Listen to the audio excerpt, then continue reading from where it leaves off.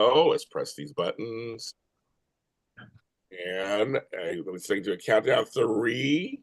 Instead of setting it up to folks get the behind the scenes. And it is go. Ladies and gentlemen, welcome to the greatest Star Wars after show in this or any Oh, other galaxy. buttons. It's the Andor season 2 after show right here, exclusively on GLJ Media. Hey everybody, I'm Frank Moran, back with you once again as we voyage yet again to a galaxy far, far away with two of the hunkiest people that I couldn't even think of anybody hunkier to be with me on this voyage. John Dumphy. Oh, look at him. Hunkier than ever.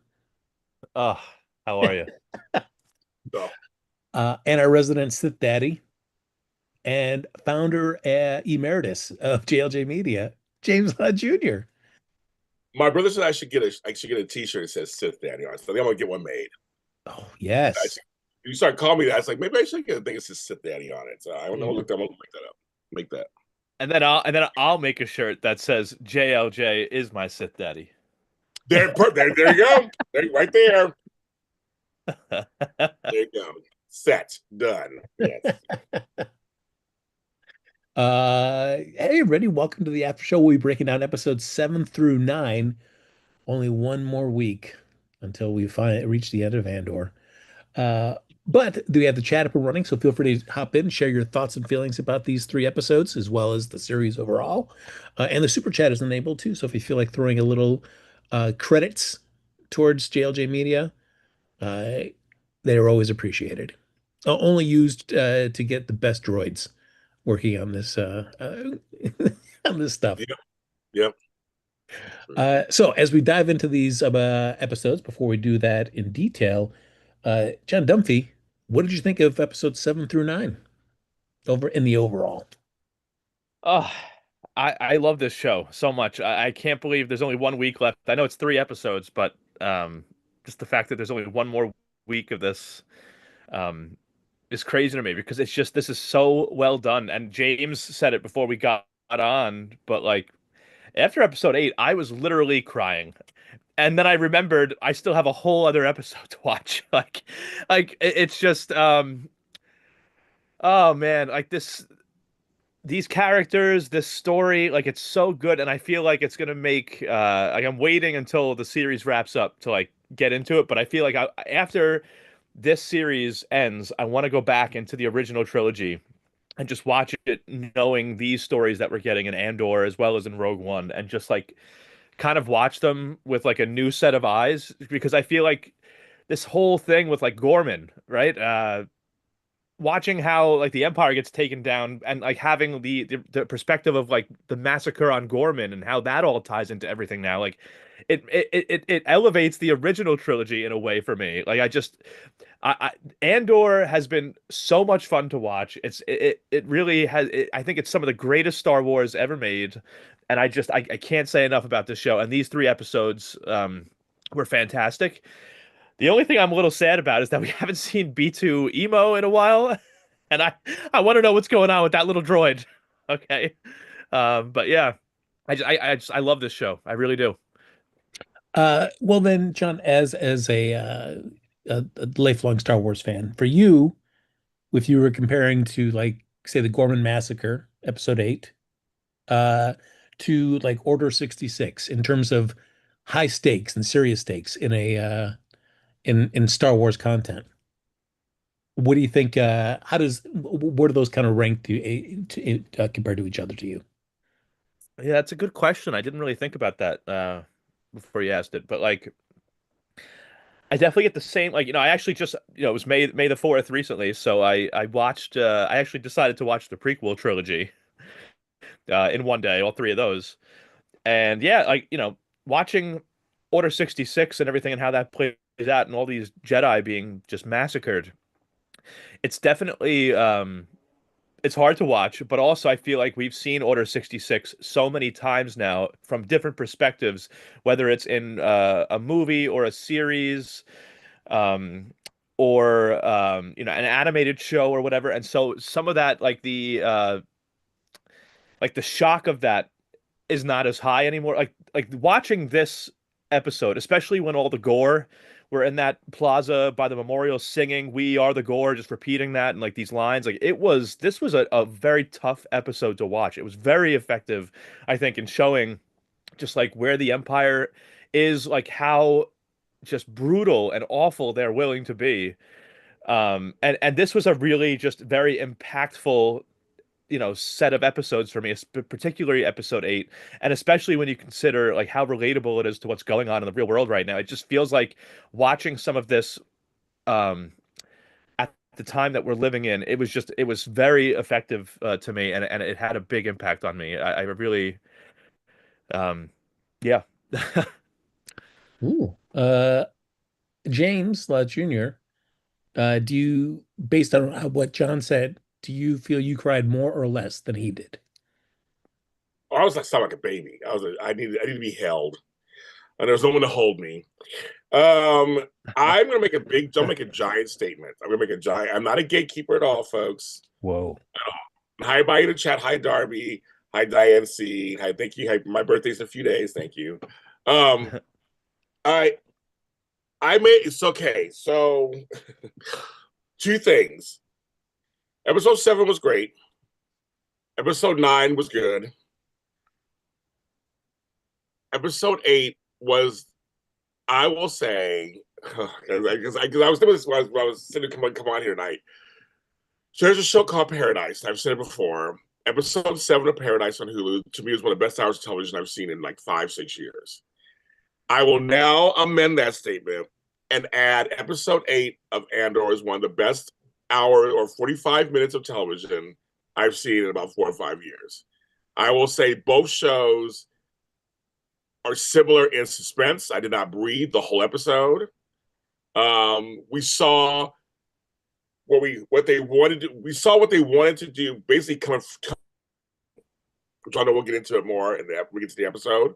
We saw it play out in real time. We saw this happen right in front of us. I think episode 8 and even episode 9, I would say too, are the best episodes in all of Star Wars TV show streaming series ever.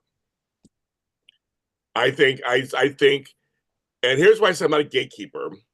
But to all the folks out there who are like, it's boring, it's slow, and fuck you. This is some of the best television you're missing. I'm dead serious. I feel like this series, you need to go back, watch season 1, watch season 2. Screw all. I mean, yes, I like lightsaber shit. I like all that stuff too. But they're giving you something it's even better that actually permeates the whole universe. We're seeing a side of stuff, and Frank, you said this so many times, and I agree with you. We're seeing a side of the Empire and the rebellion and resistance we've never seen before. This show is seriously like a Star Wars drama. Like, I'm not dropping shit in my house. I'm getting on passion. It's like a drama. My gavel fell. I'm deeming it necessary now. But seriously, I mean, as Frank has said it's like it's giving us sides of this Empire and the sides of we just never seen before. And they're really, because it's a series, not a movie, they've been able to go really into it. And we're seeing things play out. There are so many scenes, I know we're going to talk about them, that I can go to, but I literally had to take a break after episode 8 and collect myself. And in terms of shock value, I'll make this statement, folks. I'll make a very strong statement.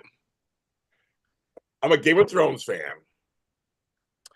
And this episode reminded me of the Red Wedding episode. When I remember sitting down, folks know those who watched the Red Wedding, it was crazy talking. Everybody got killed. It was crazy, killed that whole family at the wedding. That was shocking. I didn't know. We didn't know it was going to happen. We had no idea it was going to happen. And the episode just being like gobsmacked. Now you take a break. And that's what good television can do. And I just think I piggyback everything off of John. If you read the books, a lot of the books go further into stuff like this and much more dramatic. To see it play out, the nearest thing I would say maybe is when Grogu leaves with Luke and Mandalorian in season 2. I felt something there. And when Mandalorian says goodbye to Grogu, and we have this younger Mark Hamill as Luke. I mean, I have to say that got me teary eyed a little bit. Nothing in any of the shows. None of them come close. And the fact that we're now down to the last three episodes, I don't know. I don't know.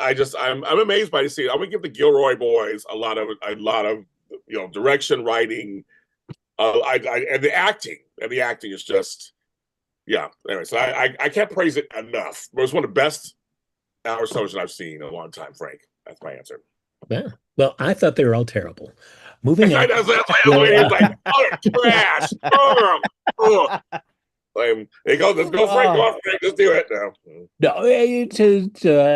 No, to continue what you were saying, James, I think that's one of the strengths of Star Wars is for the fans, where there are many different ways that it can I don't want to say tickle or just engage with you.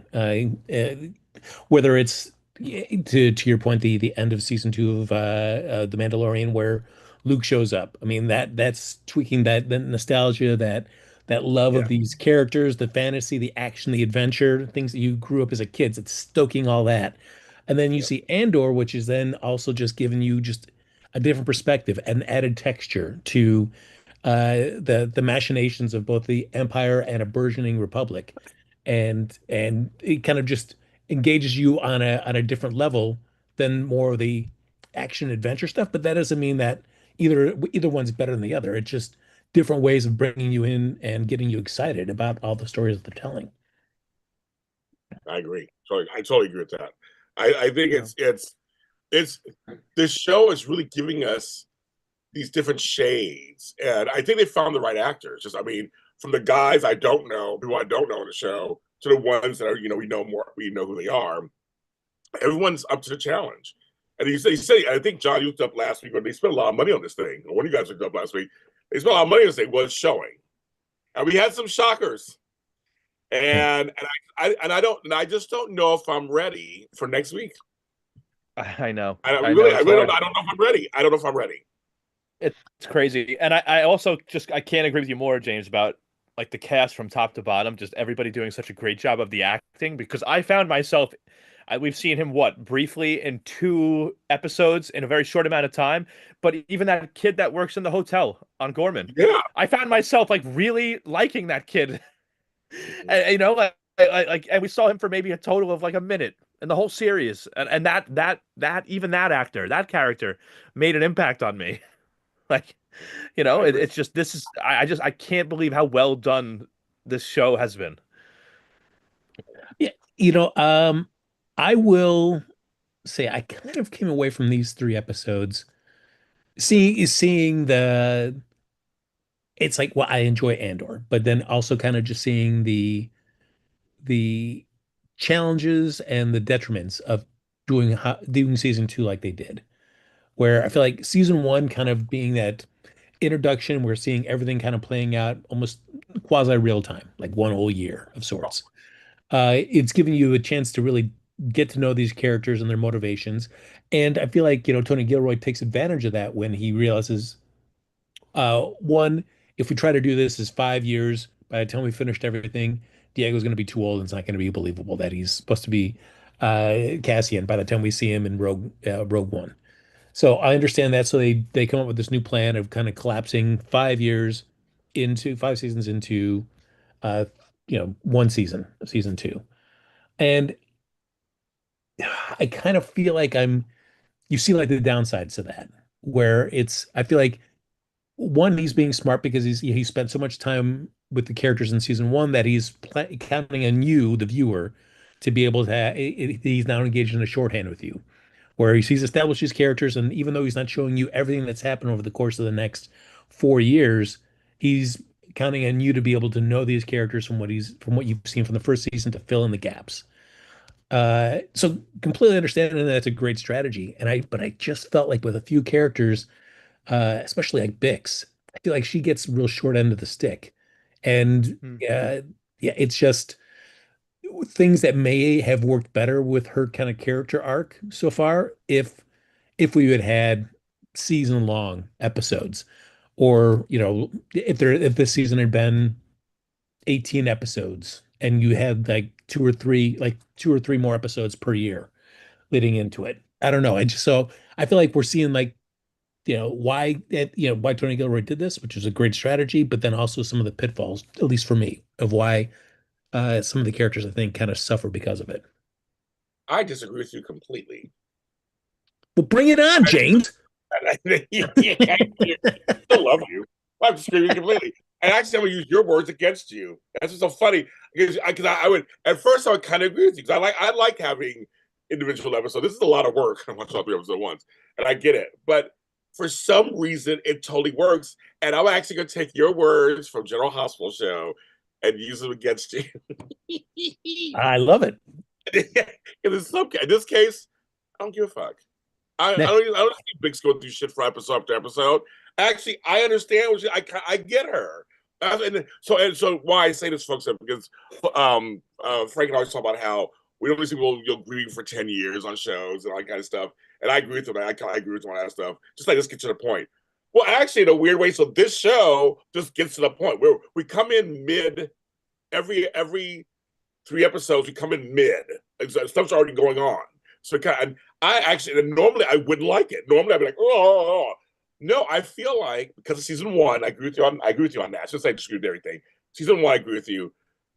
Because of season 1, the way he did it, and now I care about the characters. I care about all of them. I care about them. I don't need to know anything more. Actually, the main ones that we know, including Bix, including Cyril, all of them, I care about them. So I'm already invested. Where in some other mediums, it may not have worked, I guess. If it wasn't as good, I was like, I don't care about them. But I care about them already. So we'll get to all that on the episodes. But now that each one things are happening, I actually care about it. So I'd almost in the old days I may have made if it was a lesser show, I may have agreed with you, Frank. But actually, I think because of season 1, how well they did that, and how much we liked it, and how much I got to it, I care about each of the characters, and I'm like, already, it's enough for me. Interesting. Could I go ahead, John? I'm sorry. Sorry, John. No, pretty adult. Give a break. No, there was something that I was thinking about because I know it's come up in the last couple of weeks that Andor hasn't always been like the main focus of this season. It feels like we spend a lot of time with other characters, right? And I have no problem with that. I love this show. Like I said, I already said it tonight. This is Andor as a series, Rogue One as a movie is some of my favorite Star Wars of all time. But I know that it's come up, and I think Frank has said, like, Andor isn't always the main focus. It's these other characters that are involved. And it's interesting because I think in season 1, we still had Marva. And I made this comment, I think, when we were covering season 1, where it was like, all right, the show's not called Cassian, it's called Andor. And in a lot of ways, you could even probably say that maybe, that first season, Marva was the main character and the star of it even more than Cassian was in some ways, right? With the way that the season ended and her big speech over the hologram and everything. So I do wonder, like, just what you guys' thoughts are on the fact that, like, there were certain storylines that were brought up maybe in season 1 that I don't know if we're ever going to see fulfilled, right? Like this whole, like, I liked seeing some of Cassian's backstory and where he came from, but the show opens up season 1, episode 1 with him looking for his sister, right? And it's like, was some of that even necessary? Because like that's a question I still have. Like, is there anything more to like who his sister is? Like, are we going to find out randomly that his sister is actually Clea or something that who's been working with Luthen this whole time? Like some of that I feel like I don't know if ever that's ever going to pay off, and I don't necessarily care, but I'm just curious what you guys think about that in a show that's called Andor, where we've talked about in this second season and hasn't really even focused on him very much. Was some of that stuff in season 1 even that necessary? Like the fact that he was looking for his sister at all. When we saw that scene in the first episode of the first season of him walking into this like strip club, I guess, the space strip club, where he heard his sister might be working. It's kind of interesting to start the story there, and then like we're never even gonna get an answer to that, it seems like. I forgot about it. Yeah, until you mentioned it, I was like, oh yeah. Me too. I forgot about it. You said something. Well, because I think it's even come up in this. I don't know if it was Bix or something, but somebody made a comment like, "Oh, are you thinking about your sister?" Like something along those lines. And I'm like, we're still kind of going with this, but it feels like we're never gonna actually get an answer. So, Right. Yeah, I feel like the challenge, like as you're saying, like with B2 or maybe Cassian's sister, is that I feel like a lot of it can be brushed off as like, oh, well, you're not going to see it on camera, but guess what? Cassian did reach out and got a chance to chat with BMO off camera between like episodes, 3 and 4, or like, oh yeah, Cassian's found out, where her sister was or what happened to her between like episodes like 6 and 7, or so, which is I mean, kind of frustrating as a viewer for the viewer that is engaged with those thoughts and those moments and hoping to see those things on screen because you do care about wanting to see something like that. To have it kind of brushed off like, oh yeah, that happened when you weren't paying attention off camera. It's kind of bums you out when if you're a viewer that's been having who's kind of had that investment in wanting to know the answer to that particular set of questions. Yeah. Yeah, I never thought about it until you said just that. But it's a good thing to bring out, I guess, in the sense that they changed course. Once season 2 came, they changed course. Clearly, it's like they probably thought this we're going to do it this way now, and just now just going full. We're going towards the movie. I feel like that's the most important thing. When they mentioned Tay in episode 8 or 909, so maybe the sister will get mentioned. Maybe she'll get. There's still 3 episodes, so there's a whole chance a couple things could get mentioned, or BB shows up somewhere. Anything could happen, right? That's what's so amazing about the show. Anything could kind of happen. Um, but back to your thing about the whole, we mentioned it last season about he's not really the focus. It shouldn't work also. But for some reason, and I'm fine with it. When he's in, he's in. When he's in scenes, he's great. He's fine. And episode 8, we got a lot of them, obviously. They got a lot of everybody in there. Episode 9, we got a lot of them. But it's like, I feel like this series, even though it's named Andor, it's kind of about his journey, but it's about everybody around him and how this affects and shapes him to where he's ready. Because you see in this set of movies, series, it's like, okay, Luke's like, are you ready? Are you ready? Is he ready? Will he be ready? So like, we're getting somewhere. Like I said, we're getting towards the movie. So I guess I'm okay with it. But normally I wouldn't be okay with it. So I guess for some reason I'm like, when he's on, he's on. Because when he's not on, it's still fine. There's some really good ass characters on this show. There's good storyline. So, we criticize Boba Fett for that, and I think rightly so still. But for this series, I'm okay with it for some reason. Yeah, it's the big set of a story or her engagement with Andor through the course of the season thus far was enough. But I know for me, I was just watching it. I was like, oh man, she's just kind of playing this one note for so long, and then she just kind of just goes into like homemaker mode, and then she's just gone. And I was like, oh, all right. Not that I needed to see her going for seasons of like, dealing with her trauma or processing it. But I had hoped to see more of more of Bix how she was at the end of episode 6, where she was kind of like, hey, I'm gonna try to, reclaim my life a bit, when she kills the doctor. Have that happen earlier in those episodes so that we get to see more of her and Cassian together, uh, as opposed to where it seemed now that Cassian was always kind of treating her like a fragile object, and she just was. Whether and that could be the case where they had plenty of adventures that we saw between episodes during those years off that they did other stuff we didn't see. So again, that's one of those things where it's like, oh yeah, they did other stuff. Just know that. So I get that, but then it's also like what you chose to show us on camera is just like these very kind of just, slight moments with Bix. So to me, just kind of added up to be kind of like, eh. Well, I felt like it was like kind of, since we're expected to they set it up so that we're expected to think things have happened off camera. Obviously, it's been a year each time. So I guess for me, it was kind of like, well, you're not going to get everything. We're catching a mid-sentence, almost mid-sentence, so to speak. So I have to, like you just said, Frank, you have to assume some shit happened off camera. So whatever happens on camera, we're just showing you the results of it. And maybe it makes you want to, and maybe you're supposed to feel that way, Frank, right? They want you to want more. And again, oh, she had more, but we're not going to get it, obviously, unless they do some spinoff or something. But like, they're not, but it's more like, that's kind of the point. we're just picking up we're just picking up a year later, and so who knows what happened between that last time and that time. But like you bits and pieces of it in the dialogue, but then you don't get everything. That is a challenge. I mean, for a show that's doing time jumps. I mean, Yeah. because you can't really go back and so would you? So it's almost like Frank. Would you actually rather go back and have a bunch of flashbacks about what happened to get there, or like I said, keep it moving forward? I guess it's one of those situations. I think.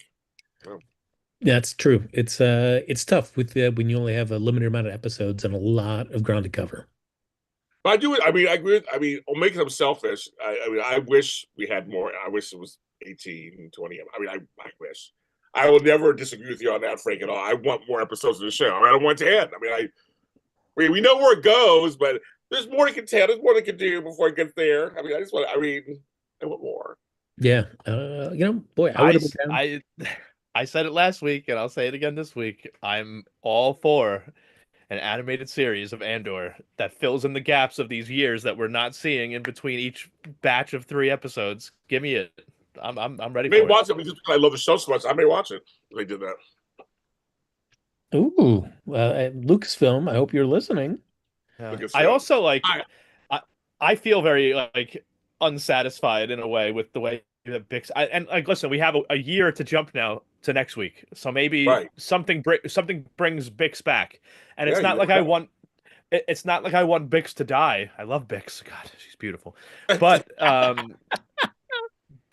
but like I will say that if the last we see of Bix is her just being like I have to leave and then she disappears, there's a part of me that's kind of disappointed that that's how her story ends, especially like you said, Frank, with like the fact that just in the end of episode 6 it looked like she was turning the corner. She just got revenge on the guy that tortured her, and it seems like now maybe she's gonna come around and kind of be the Bix that we saw in season 1 before that torture that she suffered. And it's like, no, it's just she comes in, she's this support for Cassian, helps him heal from that blaster, wound that he had, and then he goes off to Gorman, and then the next thing you know, she's gone. And I hope that's not the last that we see of her, but Uh, yeah. Well, it I will feels like an throw out unsatisfying ending for her. That's all. I'll throw out my speculation as we get to talking about Yeah. that part of episode 9. So we start off with episode 7, and that's picking up a year later. And as John said, good old Cassian, man, he's just working that shoulder because he's been injured. He's got a blaster wound sometime for something that happened while we were off camera during that 1 year gap. What I did like though, and I'll ask both of you gentlemen, over the course of these 3 episodes, but just seeing Yavin kind of come together as from the jungle that we saw in the first 3 episodes to now being more developed as like the rebel base, and the first time we really get to see I mean, besides of Yavin and just people actually living in it, as opposed to the customary like big stone temples that we always saw everybody just kind of running around in. So James, how did you feel about getting a chance to get a little up close and personal with the Yavin personal life? I loved it, of course, again, because this show is so good at those details, and it was time. I mean, now it's time to show it to us and show us what they're doing there and what's going on. And I mean, this show creates all their worlds are so wonderfully created. So I thought it was about time we talked about it. Now we're seeing it. Because again, as a viewer, you have your mind. But it's only 3 episodes after this. Like there's like we're the second to the last set of episodes. So you're just kind of wondering what's to come next. Like what's the next thing going to be, and how far along we get. And we're pretty far along, I think. So we're really getting there. But tension is building, and showing us that place, showing everything that's going on. We're building the tension in the larger story. Uh, yeah, John, I know you're a big Yavin fan, so we Oh, could I just love Yavin. Yeah. uh, Just love it, love it. Yeah. uh, for John, I was wondering because the whole thing about this is, as we're seeing, like as James was saying, like the rebellion is increasing. We're finally getting a lot of, I don't know, it's sort of like official kind of militarization of the rebellion. A lot more people are involved. There's getting a lot more of kind of protocols, hierarchy, rankings and stuff. But then we also have Luthen as well too. And I feel like we're kind of seeing some of the friction of like Luthen, who started this from the ground up, uh the challenges of like being that person that gets it going, kind of butting up against to like once it does get up and running, it kind of starts spinning out of your control, and people may not be as excited for you to kind of behave the way you had to get it to that point because they want a little bit more order and structure to the rebellion. Yeah, Luthen, like he's almost. I feel like he, to me, feels like he's at least for the people that know him, because I feel like a lot of those people on Yavin probably still don't even know who the hell Luthen even is. But like the people that do, like the way that they refer to him, almost feels to me like the same way that the rebellion feels about like Saw Gerrera, right? Like this like super brutal part of the rebellion, and like that they would never switch sides and now like work with the Empire, but also like you're not quite sure you really want to get involved with them because they use some brutal tactics that maybe the rest of us are not comfortable using. Um, so it is a very interesting dynamic here. I will say too, I love Cassian and Bix's little hut on Yavin because I Mm. would with the trees growing in there, like oh, it looked so cool. I would totally live in a little place like that. Me too. A nice spacious place too. Look at that. I mean, nice their nice little jungle hut. So yeah, I was dug it. I was digging it. Yeah. And we, the nice thing about being here is we start seeing everything on Yavin starting to come together and becoming more of the rebellion that we're familiar with, and that we started seeing in Rogue One, is that we're starting to see some cameos from people that we did see in Rogue One. So, John, as a lover of that film, how'd you like seeing some of the people that we saw in there starting to pop up now?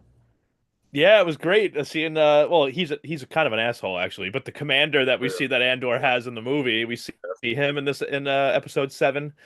Um, I was hoping honestly, I was kind of hoping we'd get a brief like not even seeing her face, but just seeing like from behind maybe Hera Syndulla just walking by, Mm. just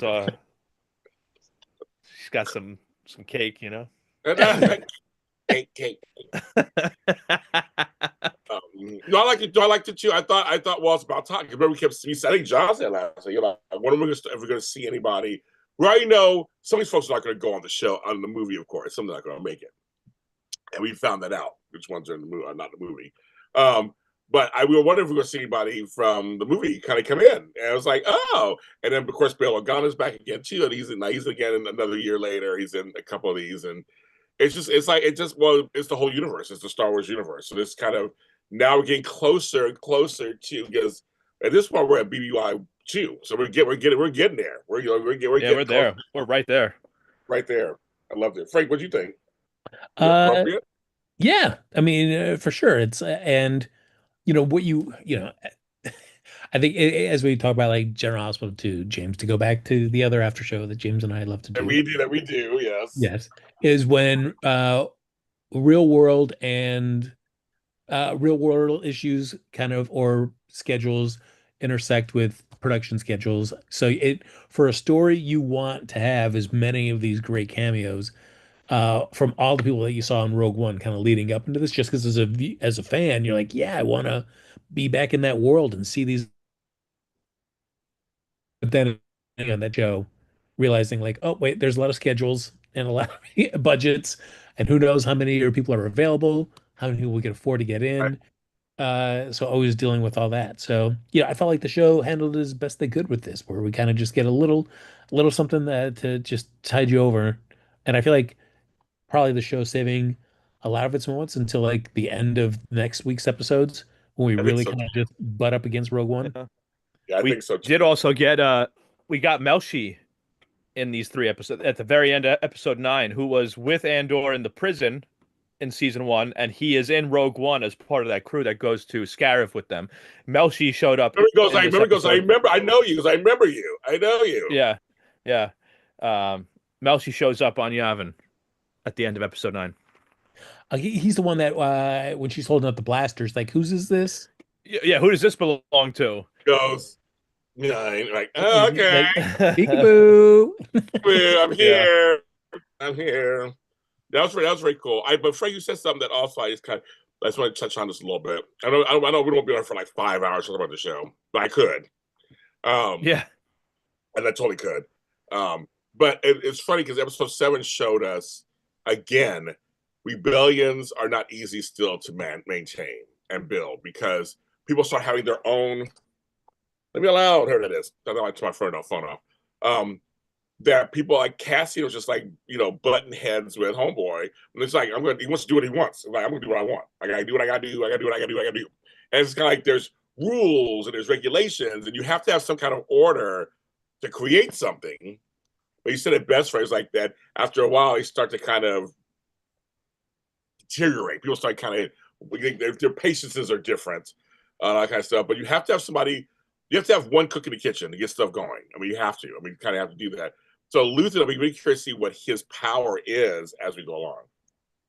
Yeah, and especially, I think he was very honest. Where in season 1 when he gives that great monologue that he's not expecting, to So, Frozen Frank. he yeah. Oh, sorry. Yeah, so yeah, Luthen's not expecting to see the finish line for this. Uh, but how close he gets, I'll be very curious. Whether we me too. and I'll see, do we get that answer in next week's episodes? I think we have to. We have to. Yeah, We have to. yeah. There's no way. Yeah, Luthen. I hate to say it, but Luthen And his is. daughter. We're Oh, yeah, we're gonna watch it. We're gonna watch Luthen die next week. It's gonna I have a happen. feeling too. I have a feeling also. He's gonna sacrifice himself in some big way for the rebellion. He's gonna sacrifice himself. There's no way that like this show just ends and then like we have no like definitive answer about like what happens to Luthen, and then we just go into the movie and he's not in it. Like he's gonna die. Like I hate to say it, but it's gonna happen. But John, what if it was a way to they announce at the end of episode 12? It's like, yes, for next check out Rogue One, but then check out the new Luthen series coming in 2027. Oh my God. Well, Oh well. Here's John for a second too. John, okay, it's like The Sopranos. That ending was good too. It just goes to black. So we don't know what happens to Tony. Does he die? Does he continue being a mobster? Does he get in jail? We have no idea. What if Lutham say almost like something he doesn't die, but he just is not in the movie. He just goes out, he gets captured, or something happens to him elsewhere. I'd still be unsatisfied because there's no Star Wars medium that I can go to tell me what happens to this man. Don't do this to me. He's like, oh. Yes. Well, we do see while they're there on Yavin, who comes in is Woman, who for much as I thought that like he was kind of going to be was stuck with Saw forever, he is over the course of that Yeah. year he's back. So and it feels like he did spend the majority of that year with Saw because it seems like the first time that Cassian and Bix are seeing him. And again, Cassian's all about like, where you been? It's like, and Woman's not really getting much into it. And it's like, well, yeah, Cassian, you're not really getting much into it either with people when they're asking you what you're up to. Oh. We're in a compartmentalized beginning of a rebellion. So, but yeah, to the point of Luthen though, Woman's like, Luthen's got to know if you're still in this. Can he still count on you? Can he still count on you? That's Yes, you're a question. Thank you. Mm-hmm. Yeah, Luthen, man, constantly just always just gauging people on a scale of like, are you with me or no, you're out, so I got to get rid of you. Because it's too costly. Yeah. I mean, like, I guess you have to be when you're the leader or a leader, you don't rest, or you just don't know what we're doing. He's just numb to everything. I mean, it's because I feel like he's got a sliding scale, and he's probably got like Kayla on one side as like somebody that he can absolutely count on, to like Tay, who's like, yep, this guy's too much of a loose end. He's got to go. If considering that's our scale, where do you think Luthen kind of views Cassian on that scale? I think Hmm. Cassian is right up there with Clay. Honestly, Yeah, I don't because I think that Luthen knows that the rebellion will likely fail without Cassian. Like he needs him. he needs him. Yeah, Um, like Cassian's not one of those. I think that even somebody like Lonnie, who we didn't see in these three episodes, who's like part of the ISB, Cassian is still more indispensable than somebody like that, who's taking such a big risk by because Cassian. It seems like we've seen it in season one and season two. People are just seem to be drawn to him, right? And like, it's just he is a leader, even though he doesn't even see that part of himself. Like it's just not so much of this could not happen without Cassian. And I think that Luthen depends on him the same way he depends on someone like Clea, who's been with him in his shop every day on Coruscant. Like Luthen knows that Cassian is like one of these very important keys to this whole rebellion. so the Well, chat says, okay. the chat mentions that. Why is Cassian so adverse to stepping into the leadership role Luthen is making for him? It feels like he doesn't think he's worthy. Imposter syndrome. Hey, I know about that. Like, it's like I, when James yeah, asked me to lead this after show. I was like, what? What? I think so. There is something else, and I don't know if we'll really get a really explanation in these three final episodes that we'll get next week. But like when we saw that force healer, right, that sort of healed that blaster wound uh on Cassian's back, and she was like, "Oh, I haven't felt this in so long. Like, thank you." And like it just seems like and calling Cassian like a messenger who gathers things along the way. Like there's something else here. I don't know if we'll get really like a clear explanation of it, but that force healer talking about Cassian to Bix after Cassian left, she was talking about like, oh, like this, he gathers things. I haven't felt this before, and like it reminded me a little bit of like what Brasso said to Cassian in the final episode of season one, and it was actually a message that Brasso was giving to Cassian from Marva before she had passed away, and I took a screenshot of the quote because I wanted to bring it up tonight. And the quote is from Marva, shared through Brasso to Cassian, saying, "Tell him none of this is his fault. It was already burning. He's just the first spark of the fire. Tell him he knows everything he needs to know and feels everything he needs to feel. And when the day comes and those two pull together, he will be an unstoppable force for good." And I'm like, what is this about the people around Cassian feeling this through him? That he's some kind of messenger, that he's gathering things along the way, this like strength and spirit, all these things that this force healer said in these episodes. And I'm like, there's something else about Cassian that people around him seem to feel that he doesn't necessarily feel himself. And I'm like, is there something more to this that we'll get an explanation of over these next three episodes? Like, there's just it seems to be some other kind of dynamic or element that we haven't even really been. It hasn't really even been revealed to us yet. So I don't know. No, I see what you're saying because part of me was like, oh, are they just being coy about like he's a messenger, just because like we get it because in Rogue One he kind of assembles all these people and they go and they do this thing. So I was wondering, are they being coy about that, or are we gonna get some kind of like deeper meaning to what that is, other than just the obvious like watch the movie and you'll know what that means. Right, right. The chat says he just gathers people. He gathers people. Just like a person at the park with their bag of bread. Just gather those birds. They all flock to him. Yeah, I love it. Well, it feels like compared to like Vel or Cinta in their interactions with Luthen, it feels very much like like Luthen says what to do and they do. And even if they're kind of, chafing about it, they're still gonna just, do what he says. And I feel like for Cassian, like Luthen will ask him to do something, but yeah, like much like when he went to Gorman. And he's like, no, they're not ready. It's like, he can disagree with Luthen and will push back on him when he thinks like, no, this is just not the right thing to do. So, I part of me feels like Luthen appreciates that. I mean, can be frustrated by that, but then also respects that. So I think I could see why he wants him to be more of a leader than he's kind of reluctant to being. Well, I kind of liken it to being a parent. Sometimes he's a kind of a parent to Cassian. He saw something in him and brought him in and wants him to, lead. And I know I always make jokes with my daughters. They're strong women. Well, who taught them that? Me. Like, but not using it against me. It's like, so I kind of admire it because they're strong women. I see potential of it. Then I don't want them to use it against me. It's not fair because I'm still a father.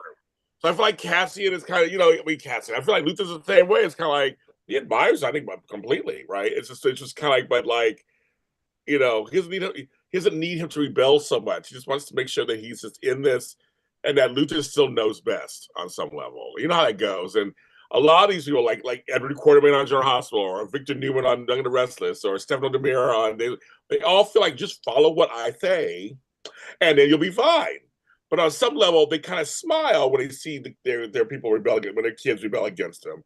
So I just feel like it's a similar situation. I think it's a similar situation. Well, true. And I feel like as a child, you're just like, just trust me that you raised me right and I'm going to do it. Don't keep Yeah. asking me, if I'm with you or, are When they you get on your nerves, sure? Frank? When they get on your nerves? When they get on Yeah, your nerves? When they get on your nerves? When they that's get on your right. nerves? And you're just like, yes, I'm going to be there. But if you keep asking me about it, then I'm not going to want to Right. do it because you're annoying me. Exactly. I'm annoyed already. Okay. Yeah. I would be. That's what I'm saying. It kind of feels like that, where it's like someone's saying like you're not drinking alcohol. You're not drinking alcohol. Like you say to a kid, you're like, no, I'm not. I'm totally sober. You can check me every night. Like just like get off my back. And I Yeah. feel like Cassian is that get off my back. I gave you my allegiance. I'm in this. What more do you effing want from me, so to speak? That's kind of the attitude he has, and I get it. But Luther also I get when you're a leader, you can't rest. You just can't rest. You can't rest. You gotta watch everything. Yeah. Well, one person that did not enjoy that force reading, even though Bix was like, yeah, Cassian was, kind of creeped out by it, even though his shoulder ends up feeling better afterwards. John, why do you think Cassian was so freaked out hearing about, him being a messenger and all that other stuff? Well, Bix made a comment after he left, like, "Oh, you scared him. That's not easy to do." And like, um, Bix asked this woman, this force healer, like, "What did you hear? What did you see, or what did you feel, or whatever?" And like, she didn't really give that clear of an answer, but it made me feel like in that moment, uh, Cassian also like felt something or saw something, and that's why he was so like freaked out about it. Is that like when she touched him, there was this connection that he also like felt or saw or whatever, and maybe that's something that will be explained to us later. But I think that's what it was. Is that he was so skeptical of this, and just by this touch that healed him, where this force healer was now thanking him. I haven't felt this in so long. I forgot what it was like. It's so easy to lose your faith. And Cassian somehow helped her restore her faith. Um, and I think that whatever she felt or saw, Cassian also felt that. And it freaked him out. And he wasn't quite sure what to do with it. Um, and that's what I kind of think happened there. But we didn't really get to see whatever he felt or saw in that moment. Yeah, because I mean, I would assume like perhaps Cassian keeps his hope and his faith, pretty close to the vest, where he may personally feel it, but he's not being outwardly like so demonstrative about that. But at moments that might pop up when he's talking to whether like that young TIE fighter, prepper in episode one, where he's encouraging like, hey, you're doing the right thing for this. So there's bits and moments where I think that aspect of Cassian pops out, but I could see otherwise where it's like, no, no, no, this is just kind of like, don't put me, I guess, as the kids say, don't put me on blast. Yeah, yeah. It would have been really interesting, honestly, if they did like a when that force healer put her hand on Cassian's shoulder, if they did like a flash where like somehow Cassian even saw like a flash forward of what happens to them on Scarif when the Death Star blows it up. You know what I mean? Like if he saw like this is how it all ends or something, like and that's why he was so freaked out. Like that would have even been cool. Yeah, Like we're just sitting but there on the but beach, just waiting. yeah. but it feels like there's something else that happened there that we weren't privy to. It wasn't revealed to us in that moment. Like, why was he so freaked out? Like, why was this woman so thankful for Cassian helping to restore her faith and all that stuff? It is interesting. It seems like something else happened there that we didn't really get to see. And maybe I'm just looking too much into it, but But also, given the way that the show is structured, we may never get any more information about that. And so that it means that your interpretation of that completely valid. hmm, You could, the idea that he just kind of saw a vision of himself sitting there on the beach, just waiting for the blast to hit him with Jen. Just, yeah, that can yeah, be. yeah. Uh, oh, speaking of Gorman though, we're seeing things get more tense on the planet there. Uh, and Wilmot, in fact, is back to ask to get Andor to go back to Gorman to help them out. Uh, and even Cassian's like, we're still doing this. Luthen didn't listen to me when I first said like they're not ready yet. Luthen, of course, did not listen to that. So he still keeps pushing this. Uh, Knowing everything that happens in episode 8, James, do you do you hold Luthen kind of responsible for trying to keep fomenting this? Or this would have whatever happened on Gorman would have happened anyway, even without Luthen's involvement? It would happen anyway. It was destined to happen. They talked about it in the first set of shows, what they wanted that planet for. That was the whole point. And now we saw a year later, the Imperials are entrenched on there, mixed with and again, like what John said at the beginning of the show, shades of what we're going on in America right now, and other parts of the country, other parts of the world too. It was a little real, a little too real for me. It was like, okay, like this. There's this once beautiful place that now is completely divided. The empire is there. I mean, they're just on there. And they've been so silent to the public, so to speak. It would have happened anyway. I think it was destined to happen. Yeah, I think it was destined to happen. That's my answer. Yeah, because John, I feel like the crucial thing is they never knew about the Calkite. The Gormans did. So without having that bit of information and knowing how valuable that was to the Empire, I mean, had they known that in a world where they knew that, perhaps they could have started that rebellion all the way at the beginning as soon as the Empire was kind of hatching this plan and been able to kind of prevent it, or at least, slow it down enough. But not having that information, I feel like everything that the Gormans are trying to do is kind of just seem doomed to fail. I also feel like that whatever episode it was where we first saw that like Gorman like commercial about like these are our spiders and this and that, and like shows like Gorman like as this like utopia. Um, it's funny because there was well not a lot there was a small group of Imperials in this room with Krennic, right? And they're talking about how they have this plan for Gorman, and they need this really important mineral that's in the ground on Gorman. And if we can't find an alternative, some kind of synthetic that we can create, we're gonna have to come up with this plan where we have to now make it look like there's all these rebels that we're fighting against that are, insurgents to the Empire, that are, a danger to the galaxy. And it's like it's funny because they made it seem like this is a very small, tight-knit group. And I feel like even in that room, to those Imperials, they were lying. Like they were lying to people like Dedra. Um, because I don't think that the Empire even tried to come up with a synthetic version of this calcite. I think the plan was always to start this rebellion that they could then use the Empire to take over this planet. So, like, we see in these episodes, Partagaz calls Dedra and says, "Hey, like, sorry, they really tried. Krennic, Orson Krennic, Director Krennic, he was really trying to find this synthetic thing, but it just didn't work out. So now we need this rebellion on Gorman to play out." And it's like, that was always the plan. They were always going to destroy this planet and its people so they could take this mineral. They were never trying to find a synthetic version. Like, are we trying to say that like the Empire was trying to do the right thing? Really? Like, Right. it's like, it's like no, this was always the plan from the beginning. And I think we started to see Didra realize things like that. It's like, no, I've been used in this just as much as the Gorman people, Oh because this yeah. was always supposed to be like just the worst case scenario, last resort if we couldn't find an alternative or substitute or a synthetic version of this mineral that we need. But it's like, no, we were always going to destroy this planet and its people.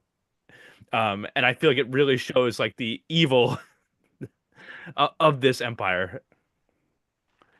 Yeah, because I wonder, like, I mean, I feel like the quest for an alternative must have happened a little bit because I have to think the idea of knowingly destroying a beloved planet, even after like these years of kind of the propaganda that they were kind of doing to kind of turn people kind of against Gorman, still would be a hard sell for the Empire, at least for 3 years ago, thinking that it's like, oh yeah, we could totally destroy this planet by kind of fracking it to death essentially to get this, and everybody will be fine with it. I mean, I could see them maybe wanting to explore alternative means just because I think that that's a hard thing to be able to think you could convince everybody else in the galaxy about. It is, but I feel like if you tell people, oh, we tried to do this, like it helps gain sympathy for you. Oh, we tried, even if it's a lie. Right. You're telling people we tried. But it's like even in that first meeting we saw where they showed that Gorman infomercial, whatever, even Yes. then, even in that meeting, they were talking about how, oh, the Gormans, they're so arrogant and they flout the Empire's rules, and they ignore us, and they insult us and blah blah blah, and like they think they're so much better than everybody else. And it's like they were already building the foundation even before they looked into those alternatives to say that, like, hey, we may have to do this to Gorman. We don't want to, but also, like, who cares if we do? Because look how arrogant they are. It's like, and I feel like the whole operation was just let's give the Gorman locals a reason to want to rebel against us, and the more success that they have, because we're going to allow them to take our shipments and take our weapons. Like Partagaz said in these episodes, oh, when Dedra was like, well, they're probably going to have weapons. And Partagaz was like, we're counting on it. And I feel like that whole year that they were doing this, nobody was looking for an alternative. Nobody was hoping that they could spare the Gorman people. It was like, no, we're going to use them as an example. And we're never going to actually look for an alternative. We're just going to take what we want from their planet. We just need like a year to convince the galaxy that this is what's necessary. I remember Cyril knew nothing. Mm-hmm. No, The fact that the fact that Partagaz in the last week's episodes was like, Cyril can never know what we're actually doing. Right? we see Cyril. He is, still trying to engage with the Gorman rebels. Like, hey, I'm looking for outside outside insurgents. Agitators. Yeah, agitators trying to do all this. Uh, and I do like that the rebel leader's daughter just slaps him. That's it. That's all we get out of this. Uh, poor Cyril, Yeah. thinking he's doing the right thing or doing something worthy for the important for the Empire, only to have kind of the rug pulled out from under him over the course of these couple episodes. Uh, James, how did you feel about your boy Cyril and Are his you mentioning the whole episode or just this part? just yeah, I mean, talk to me about the character arc and the tragedy that is Cyril. That's what it was. Frank said it just perfectly. It was a tragedy. And again, why am I rooting for him? He's one of the bad people. I literally am rooting for him. And that's how good this show was. It was like I was rooting for him in Nidra. I was rooting for them. I'm like, but I keep going, but they're bad folks. They're on the bad side. They're working for the and I can't actually rooting for them. And with him, I think it was this episode 8 was beautifully shot. I just want to make sure we get that in there also. The cinematography, the choreography of how the massacre happened, and how the way they shot it, and there's some beautiful. I know it's a trope, but I love it when they slow it down, play the music, and Cyril, the stuff's just going. You're thinking, why is he getting hit? He's just standing right there. But it's like it's meant to be cinematic, So I put that aside, and I was just like, there's some beautiful that actor. I don't know his name. Sorry, kids. You tell me his name in the chat or whatever. The actor. But I thought he did some beautiful work. That was no words. It was like he was realizing what the f, because everybody was dying. It wasn't even just. It was like everybody was dying. They sent those people just to march into their death. Basically, everybody was going down. But it was before that. Earlier on, I think it was episode 7 or 8 where him and Deidre actually kiss. It was forceful, but they kissed. That was really weird. But then there was 8 when he confronts her, he finds out that it's just been a lie, she does no more. And he goes to confront her. His hair is disheveled. Great choice. You know, his hair's always in place. It's disheveled. He's disheveled. And so he goes to her, and she's like, "No, but we'll be okay in the long run." So he's like, "But for what?" Like he's like, "I don't know what's going on." To realizing this is all a farce, so to speak, and that realization, and I loved, because I mean, just why not? Him and Cassie, I keep forgetting they don't know each other, but their worlds collided, and that's where the tragedy happens. It's like he's fighting Cassian, you know, they're going to, and he's like, "I don't know, like, who are you?" Whatever, and then he gets killed. I jumped. I literally jumped. I was like, "Oh, I got shot." I was like, "Oh my God, Cyril's dead." They showed him dead, and I felt bad. Like, why do I feel bad? It's like that's how good the show has given him his arc. We saw him because of what Frank said earlier, because of the first season, just doing episode by episode. We saw where he came from. We saw what he was searching for. I felt like if he had been given the right chance, he could have been on the good side. I think he was looking for someone to believe in him. He felt unworthy of just people, period. His mother was a piece of work, or her tear at the end was pretty powerful also. Having her, no words, like her son, I mean, no matter what, that was her son. But I think she did a number on him. And he was searching for this, I mean, in a weird way, community. He was searching for somebody to say, you are a good, person, a good leader, having the bad side. I think if given the right chance, it could have been. That's what's so great about making these characters so human. So I think he had one of the best storyline arcs, I think, in Star Wars history. Cyril, from season 1, the Empire never treated him well. He always wanted to be like this important person with an important job, working for the Empire, and he never was given any respect. And from season 1, and his failures there, I was always hoping that somehow this guy would turn and work with the rebellion. And like I was hoping for a story similar to like Agent Callus in Star Wars Rebels, where he's this devoted member of the Empire that switches sides and becomes this hero. And that's what I thought might happen with Cyril. And I think that in these 3 episodes, that was starting to happen, where he was seeing what was going on, but he had made too many mistakes already, made too many enemies, because that fight between Andor and Cyril was brutal. I have to say, Cyril is way tougher than I ever realized, because that fight they were beating the crap out of each other. But at the end, when Andor was on the ground, Cyril had the gun pointed at him, and he started to lower it, and then he was shot in the head and was killed.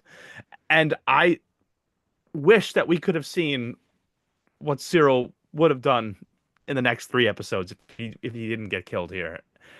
And that's like, I agree with you, James. We're not going to see what happens in those 3 episodes with him because he's dead. But what a great arc! I really, what a great character. And I think it's Kyle something, maybe the actor that plays Cyril. Kyle, great character. Stoller. What's his name? Yeah, great character. And here, what's his name? Kyle Stoller. Okay, Stoller. Okay. But yeah, great character, great actor, and I also have to say, even like before the season came out, with all the press and everything, the interviews, this actor in particular seemed to be like very stoked about being a part of this show and like being a part of the Star Wars universe. So, just great job, Kyle. Awesome. Love the character. I'll look him up because I don't really know anything about him. So, but he was great character. Frank, what do you think? I am of 2 minds about that ending, where there's one that is very much like that kind of like that Les Mis kind of aspect where it's Javert hunting a man. You know, except that man has no idea who he is. He's like, Right. what? I didn't even know you were, who are you? I didn't even know you were hunting me. I didn't even know who you are. Uh, and then the other part of it's like, I kind of wanted him to have to live also with his part in what happened on Gorman, to know that, he is partly responsible for that massacre and just how that weighs on him, whether that makes him want to join the rebellion or whether that just kind of just crushes him just as an individual and haunts him to the rest of his days.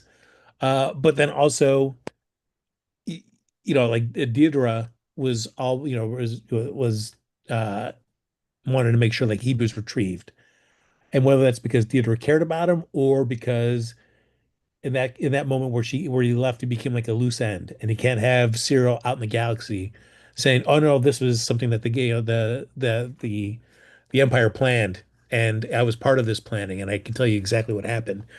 You know, I don't know, like, what Cyril's life would have been like. I think she did care about him in her own weird way. I think she did. And I think she thought there would be rewards for them later. I think she Sure. thought she could have it all. I think. And they had a weird little romance, but I think she did like him. She seemed panicked when he was out there. At the very end, her face, again, amazing acting by this. I don't know who this actor is either, but amazing acting by her too, where it's almost like she's torn also, but not torn enough to want to stop. Just torn to like this is not fun. This part's not fun. No. Yeah, Denise, go, or Goff, or Oh, oh girl, you're Gough. good. Oh Do yeah, you go, yeah. think do you think that the death of Cyril, right? Like let's say that she's like the only person she really cares about was Cyril, right? Like does Dedra she may have already had doubts about what was going on there on Gorman already, and now this whole mission that she wasn't sure of to begin with, maybe was the cause of the death of the only person she really cared about in Cyril. Is that enough to maybe even turn her? Like No, I've been wanting Cyril to turn the whole time, but maybe we jump a year and Dedra decides I'm going to work against the Empire because you killed the only person I ever loved. I don't think she will. I think she's too stoic and too.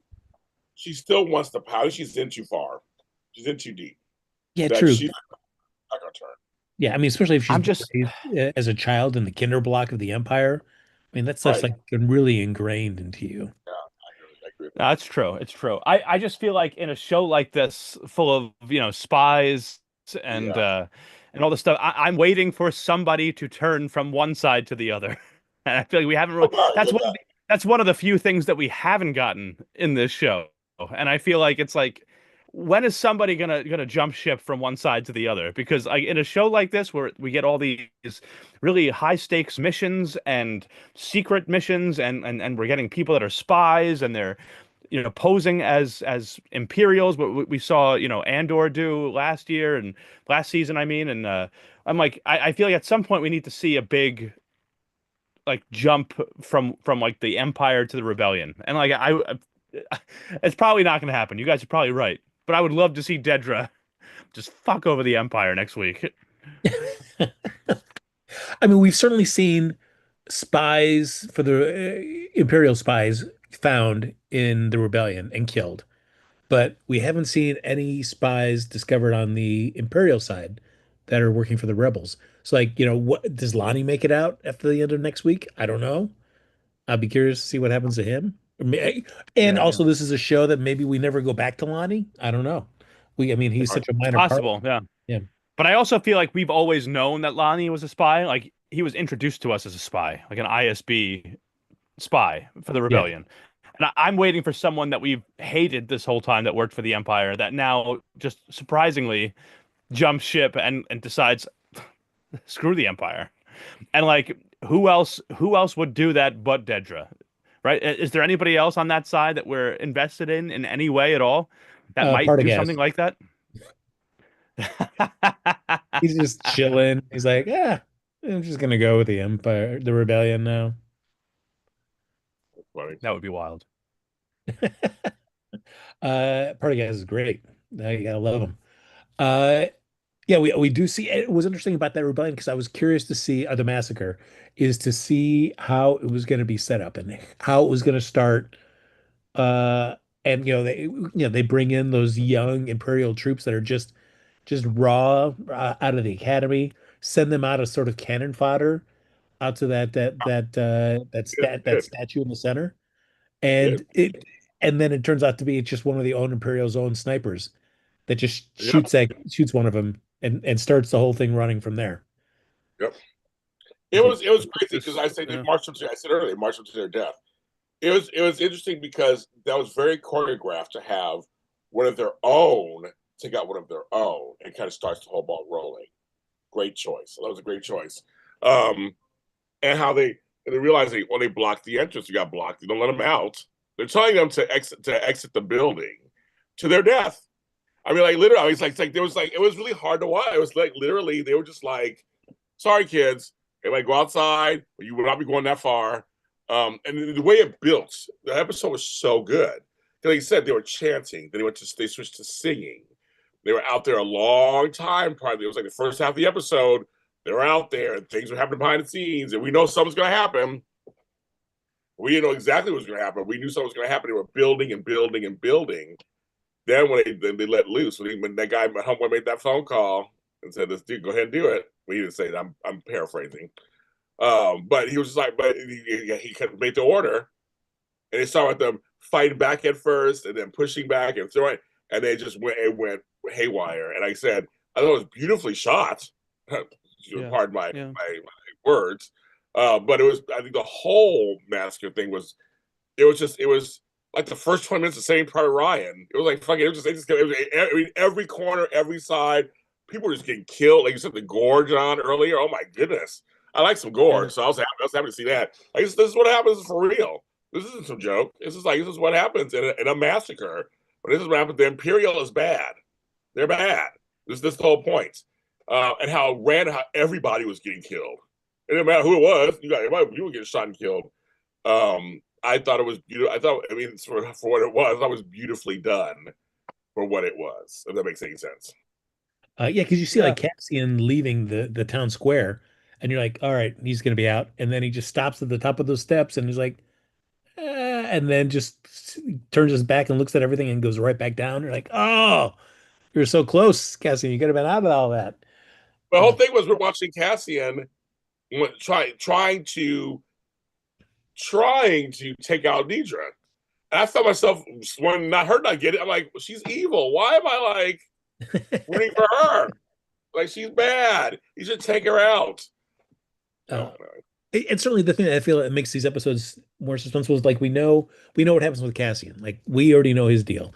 But knowing all these characters that we've just met in the course of the series, whether Cyril or Dedra, any of the Gorman rebels, uh, all their fates are just left up to, whatever could happen. And so it was really exciting because I don't know, was he going to be successful and assassinate Dedra?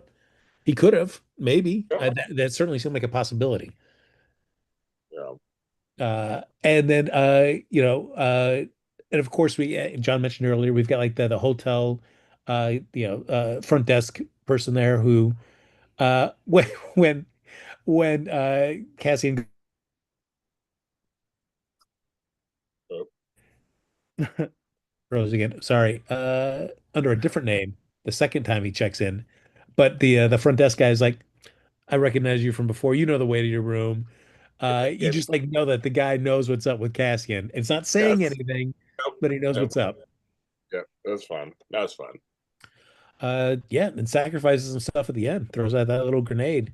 He did. That's what John was like. So I was like, yo, it's so sad. I was like, dang it. We But saw he's that always guy for like two. Yeah, we saw that guy for 2 minutes total, and I was like devastated me when he too. died. He also told those people, get out the way first. He did tell people to get out the way first. Yeah. Like, oh, and then he do the I guess grenade, whatever it was called. Yeah. And so that was kind of crazy. So I liked it. One thing, you Uh, guys go ahead and do that. We'll be right back. oh, sure. Uh, oh, yeah, James is going over to the dark side. We do see though when Cyril's like, I want to know what's going on from Dedra. What's all this all about? So he goes into the Imperial complex, and I do like her, Dedra's second, who's always like, she's not available right now. You're gonna have to wait. You're gonna have to wait in this room, and dump Cyril in with some locals who I don't know who those people are supposed to be, but then all as well as like a little small troop of KX security droids. One looking right directly at Cyril. Just Yeah. said we were finally going to see these KX droids. Oh, I've been waiting. I've been waiting for this. It took a while. It took till episode 8 of season 2, but we finally see these KX droids. And I wondered if that one that was specifically staring at Cyril was K2SO. Yeah, that's true. Like, how could it not be? I mean, you have to think that. I mean, and that's the thing. Is like once you know how, that Cassian and K2SO met, in Cassian's travels, you're just waiting for that moment to see that happen.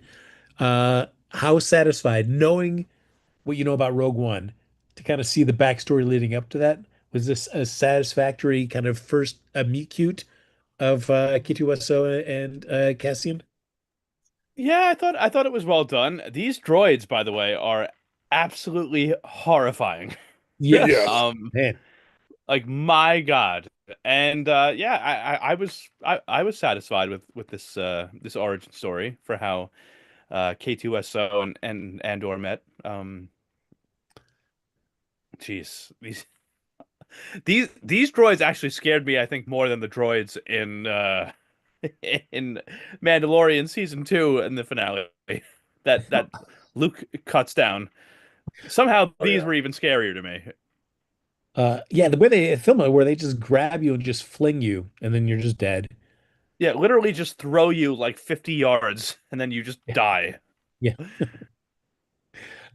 Just rough, but I guess in a nice little bit of showing kind of, some characters can grow and change and get more mature and stuff. We do see the our young gunslinger of the Gorman Rebels from episode 6, who ended up getting Cinta killed, is the person that ends up saving Cassian from the KX security droid. Oh yeah, Yeah. that's right. So he looks like he definitely took Vel's words to heart, uh, and over the course of that following year. Uh, Yes. yeah. So Wilmot decides though he can't leave though without his lady love, his Lady Gorman love. So he's gonna stick behind on the planet while Cassian's like, "Hey, help me out with this KX security droid. We've got to be buddies in the for a movie coming up later." So uh, The put him movie on my later. ship. Everybody's there. Right. That's how that works. Yes. Oh, that Uh, was good. That made sense. Totally made sense. It was good. It made sense. yeah, And Um, Wilmon's girlfriend, that girl Drina. Honestly, that's her message over the radio at the end of episode 8 is like what really got me. yeah. I thought this actress, she played it so well in the episode where the way she was sending that message out at the end, like we're being slaughtered, like there's hundreds of like dead Gorman in the plaza, thousands more in the streets. Like each time her voice broke, just the way that, and please help. Is there no one that will help us? And I'm like, this is a person that is desperate for help as a genocide of her people is happening. And I Yeah, thought it was yeah. so effective, and the actress sold it so well. And like it was in that moment where I honestly I lost it. I was like, Jeez. I was already It's crying. I had lost it earlier, and I was already crying already. I started crying when they started singing. When they changed the chance to singing, I yeah. started tearing up. Which I'm like, it's why am I funny. tearing up? Yeah, and it's funny because the guy that started the song is the one who came out during that whole raid when they were trying to disable that transport and get the weapons from it. That dude was the one that came out and was like, "What's going on here?" And the kid who Vel screamed at for killing Cinta confronted him with the blaster. And it's Yeah, like now he's one of the main guys in this yeah, rebellion on Gorman. And it's yes. like, if it wasn't for him, Cinta maybe wouldn't have died. It's like it's just all these decisions that people have made, as part of this rebellion have all led to this moment, and they've all made mistakes. They've all done, things that have not had, the best consequences. And it's like now they're here just to make this last stand together. And yeah, I just there was so much from these episodes that just got to me. Ugh. And we do end that episode where we already see the Imperial propaganda machine going full tilt. It's these brave Imperial soldiers and people that have been ruthlessly slaughtered by these cruel Gorman people. Already that's going in, as James mentioned earlier, we get to see Cyril's mom, just the tear running down that cheek. Who is she gonna demean now and drink blue milk with? Big blue milk and cereal. I know. Yes. Friends. But then we start off on episode 9 because the way that these 3 episodes go is usually we've for 1 through 3, 3 through 6, is we all kind of deal with kind of one moment in time and one kind of and so I feel like this was interesting where they didn't stretch the Gorman stuff out over 3 episodes. They just dealt with it in 2 and then used episode 9 to really deal with the aftermath and what happens as a response to what happens in episodes 7 and 8. And so I thought that was a great use of the great way of structuring these 3 episodes. Yeah. Good night, everybody. See you next time. All right. No, take care. I was going to say, is, and I love we open with Mom Martha. We open up with her. And now we got to get to her now because, we got to get what's next. Again, I go into episode 9 going, okay, we have 3 episodes left after. I'm just curious, I'm working towards the movie. At this point now, the next one I'm looking towards the movie. Whether it's conscious, subconscious, whatever, that's what I'm thinking, right? Aren't you guys thinking the same thing, kind of like we're working towards the movie? Yeah, absolutely.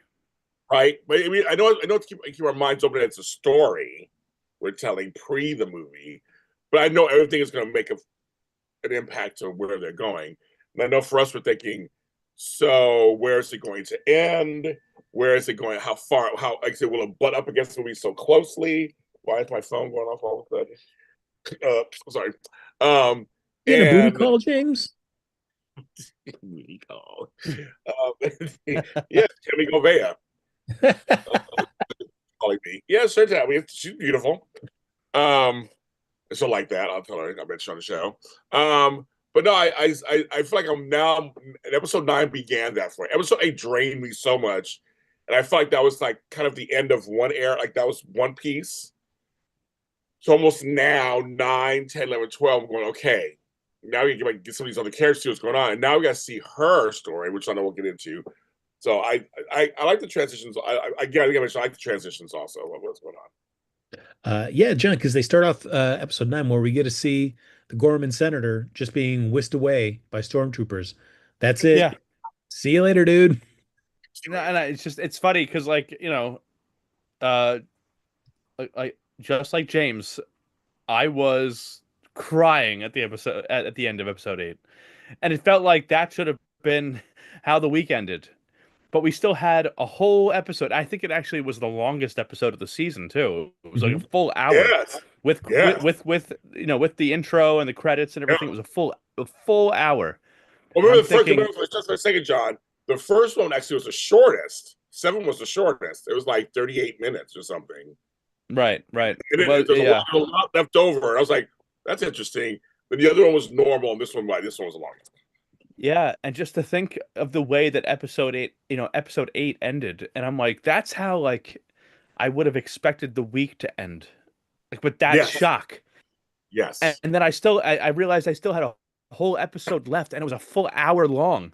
Yes. And it opens in the Senate with a senator being arrested after this massacre, and it brings me back to something that we said earlier tonight about just sort of the series somehow, I feel like unplanned, mirroring some of the stuff that's happening in the real world where we have judges being arrested in this country right now for upholding the Constitution and trying to give people due process. And I'm like, okay, this is how we start. with a Like, senator being arrested for defending his own people. yep, Um, yep. Uh, John, I thought a lot of you in this episode, because of the three of us, you are the resident rebels, Stan here among the three of us. Uh, and I know that there's that episode of Rebels that deals with them escorting Mon Mothma. Uh, Secret Cargo is the name of the episode. yes. Rebels. Yes, I Uh, even know the name of the episode. there you go.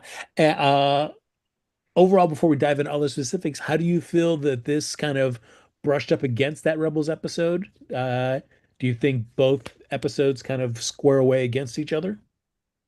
Yeah, it still totally tracks for me. I actually might watch this episode of Rebels after we get off of this podcast. Because the way that Mon Mothma is introduced to the Rebels crew is that they just kind of like pick her up in space. And we saw here, in this episode, that Cassian got her out of the Senate building to the safe house that him and Bix used to live at. And we're told that Cassian is being given another mission to bring Wilmon to a doctor, but that Mon Mothma, wow, I can't even speak. Mon Mothma is going to be picked up by the Gold Squadron to be brought to Yavin, which totally tracks. It makes complete sense. She's going to be, brought to them, put on their ship, brought to Yavin. Cassian's going to be doing this whole other different thing. And I actually think it was done really, really, really well. I'm totally cool with all of this. Yeah, because James, as somebody who thrives in promotion, such as yourself, I feel like you had to understand that moment where it's like, yeah, yeah, Cassian, you can't just take Mon to Yavin yourself. I mean, we have rebellion messaging to really start working on right now, and we've got to make sure that Mon is perfectly placed, perfectly set up to land on Yavin, and fully ascend into the head of the Republic, the rebellion. Up in circumstance, love it. I love it. So I mean, it's this episode had so much symbolism. I don't know if you guys caught that in this episode um, with her dropping her cape when they first leave. Mm. She drops it, takes it up. They shoot her from behind. Again, the cinematography, the direction, just amazing. Going forward, as they're walking, she's kind of bare. She's not the big senator anymore, so to speak. She's kind of bare. And he's like, don't run around. He goes, put on this jacket. Now she's wearing his jacket. She's wearing a rebel everyday guy jacket. I know just such symbolism in that, so to speak. But yet, like Frank says, she's still who she is. So we gotta make sure we do this correctly, when we bring her in. But I just thought that whole situation. They even said it in the chat. No fabulous gowns for you. Welcome to the rebellion. It's got funny. Darby, that's pretty funny in the chat. Because she's seeing everything happen. Also, kind of like you killed her. Or she said the way she said it. We almost forget. Well, we don't forget, but we almost need not to forget. This whole time, she's been up there, so to speak, in this whole rebellion building. She's not in the trenches. She's not down there, fighting nobody. So she's up there. Not saying it's not tough for her or she had no problem. They each have their role, right? But now she's down here and she's seeing what's going on. And it's dangerous. So that's my Yeah. driver. Is he good? We can't trust him. He's probably you killed him. Like I loved her reactions. It was kind of like, and when he went to get out of there, she's like, hold on. It was like that's how I would be if I was not down, if I wasn't down there in the trenches. So I thought there was, there's ways to do things. Again, I feel like Luther, there's ways to do things. Yeah, he has a vision, and everybody's role in it. I mean, I feel like this episode really shows the how you can deal well with all of Star Wars canon. And knowing Dan Gilroy and Tony Gilroy, and I was reading an article where, it's because they had to know that they knew that the Rebels episode was canon and considered canon in Star Wars, so they had to work around and with that. Uh, but Dan Gilroy was like, I don't want to just like use her speech that she gave in Rebels for this episode. I want to write something different. Uh, and then coming up with them like, hey, why don't we do something that leads up to her meeting, the scale meeting the folks in Gold Squadron and Rogue One in excuse me in Rebels, and give her a whole other thing that happened before she got to that, and that's when we can give her that moment with the Senate speech, and that's when Tony Gilroy can write this really great speech that she delivers there that initially was only going to be snippets as they cut around other action. But then Genevieve, who plays Mon Mothma, was like, could you write the whole speech? Because I would love to be able to give all of it. And it was interesting to hear it from her perspective, where that she's been playing this character for like 20 years. So and how invested she is Oh in Mon wow. Mothma. Very And so it was looking at this as like a real big culmination of moments for Mon. And so really wanted to kind of give her push and advocate for Mon Mothma really having her moment in the sun in this episode. So I thought it worked out great. And Tony Gilroy knows how to write one heck of a speech. Yeah.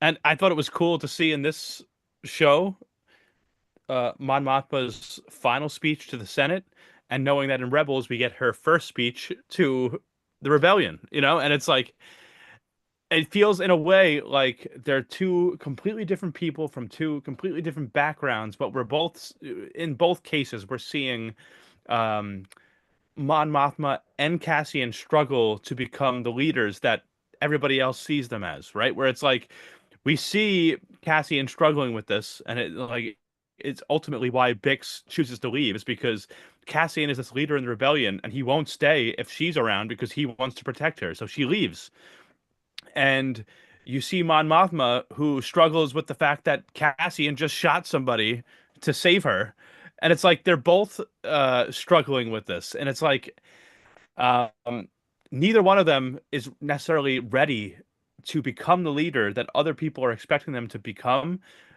but they just are sort of thrust into this position, and they have to just accept it and take it on, or else the rebellion's going to fail. Like it's funny because you were talking about a senator and somebody who in Andor, who lost his whole family, doesn't even really know where he really comes from or anything like that. And it's like now the two of them are relying on each other to make this rebellion succeed. And it's very interesting, and it's fun that this show it has got us talking about things like this. I don't know. What I love also is that, again, I'm going to say it again, the cinematography of the scene, how not every chair is full.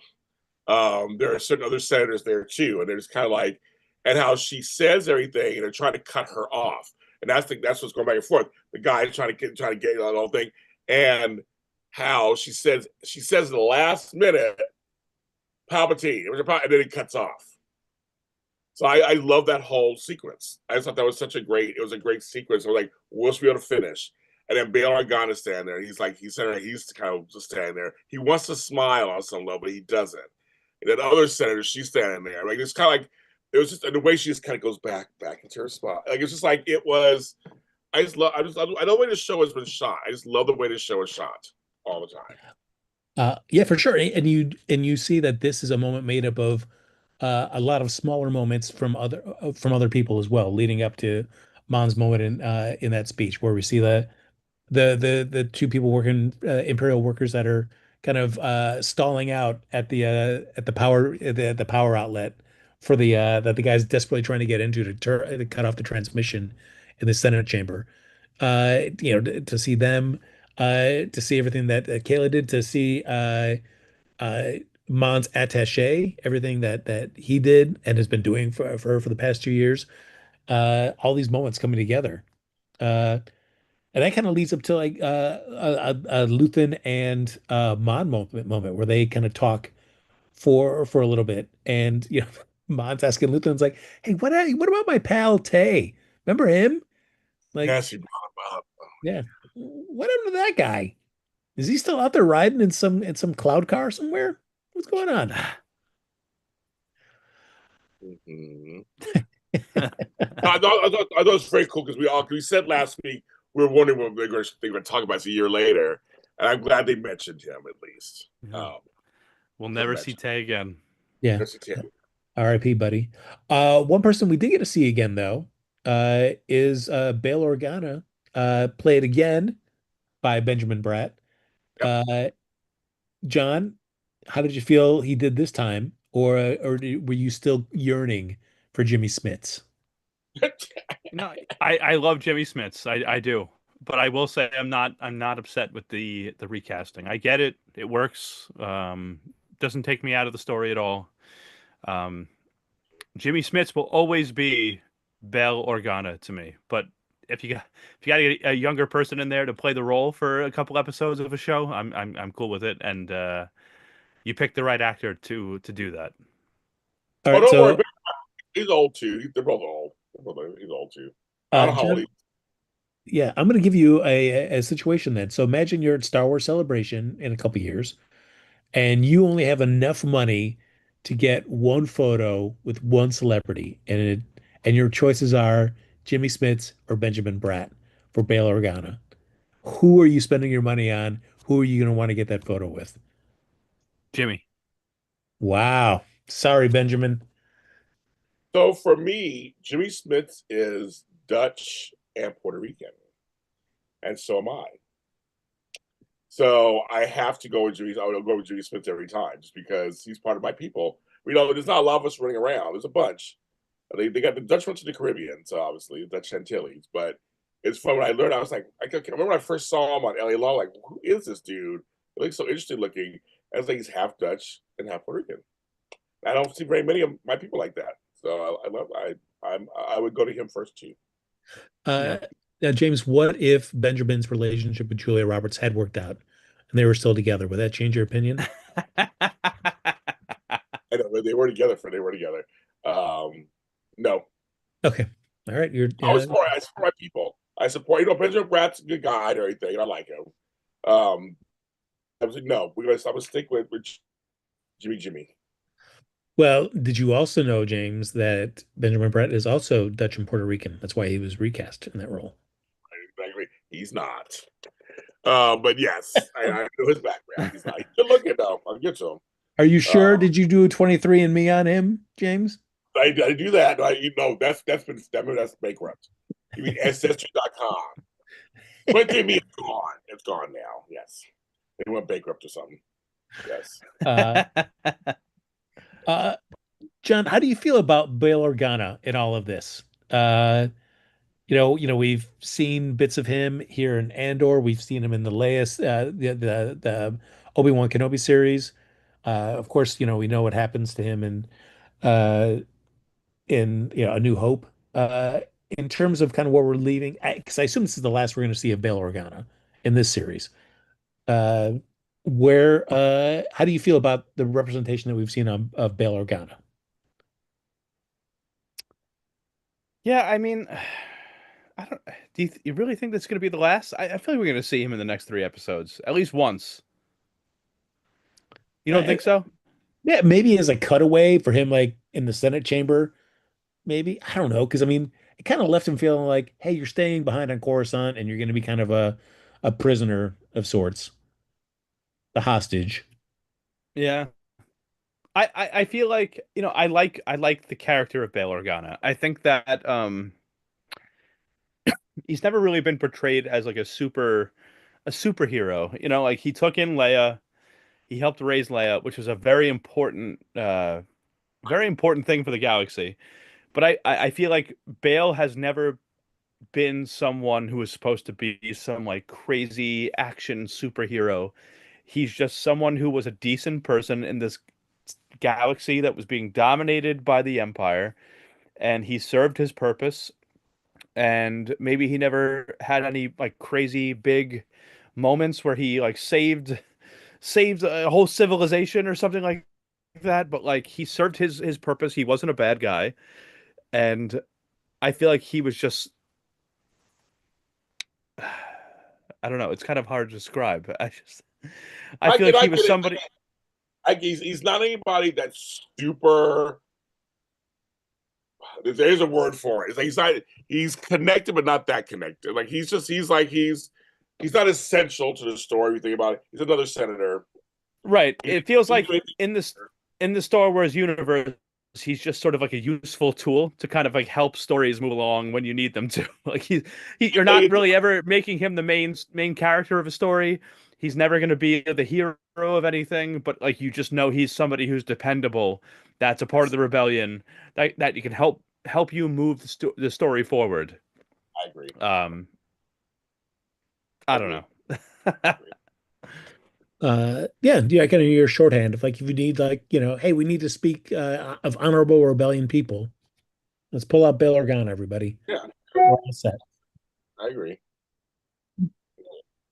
Uh, During Luthen's conversation with Mom, though, he does say to her, it's like, you know what?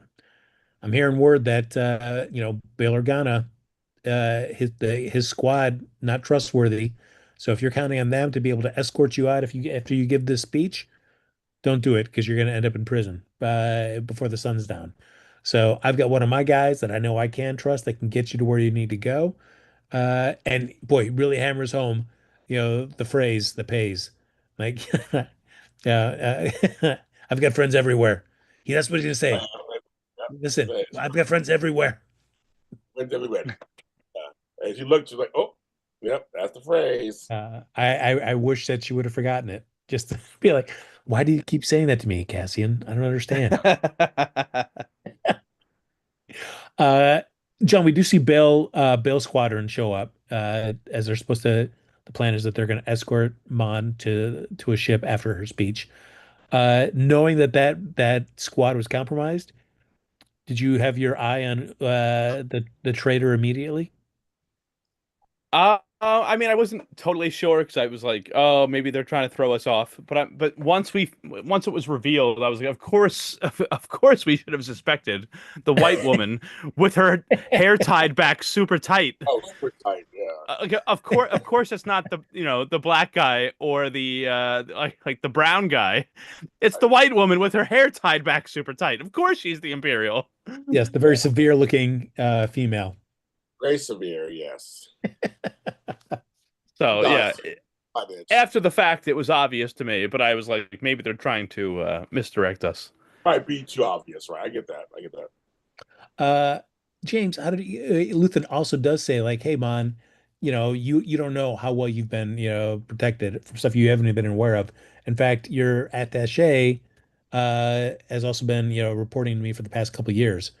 And Mon's kind of blown away by that. It's like, whoa, are you just spying on me constantly? What's happening? Can I not just be my own individual? What's going on here? And she releases him from his duty. I'm sorry, go ask your question. Ask your Oh yeah. question. So, James, how would you feel if you were in Mon's situation? Would you be as irritated as she was and kind of, just fire him immediately? Or would you understand the overall importance of this rebellion and the need for such measures? I would have actually reacted the same way she did. She was hurt. And I just would be I fire folks for less in my life. So I would have been like, bye, bitch. No, I loved that, and I loved how she felt the most betrayed by him. So that was her right hand person. We saw him in all these episodes. Like, I really just felt like, gosh, again, such great acting. She was hurt, and it was, and they thank God she didn't do anything more to him. She just let him go. He's going to walk out of there. But I thought it was some when she was turned away from him. I was like, you are dismissed. So you see him, like he says it was an honor. And he goes, I believe him. It was an honor. Yeah. And he said, I was trying to protect you. But she was like, I get she's stubborn. Her again, but she's also she's a leader.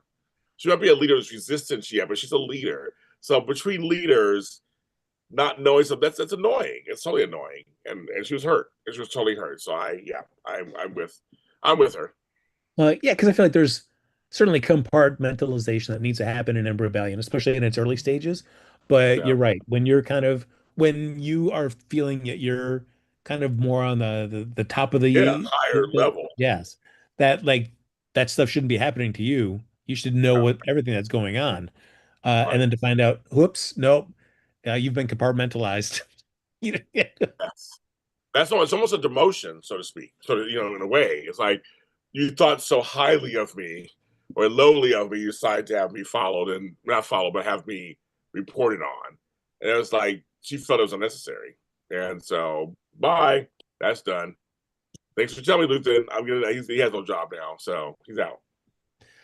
Uh, John, we do see that Bale warns Mom that they had searched his chambers and found a listening device. And so says, Mm. hey, you may want to just check your place too, just to be safe. So they do find a listening device in Mon's uh, office, and she smashes it, which I do like for the Imperials listening in over the ISB. They're like, I don't know, like this, it's broken for some reason, and it looks like it's happening on her end. Like, why nobody's like thinking like, oh, she found it and she smashed it. This is Right. probably a Let's thing to send some avoid. stormtroopers there right now. Yeah, yeah. Everybody's like, I don't know what could be happening. Yeah, So her driver called in and was like, I don't know, that seems weird. But like, let's not just go to the office and see what's happening. well, they're like they're very arrogant. Like they just know, that's not what it was. You're right, right. And that's something back from season one that Andor Cassian said, was like they're so fat and satisfied. It's like who would dare to you know, to go against them.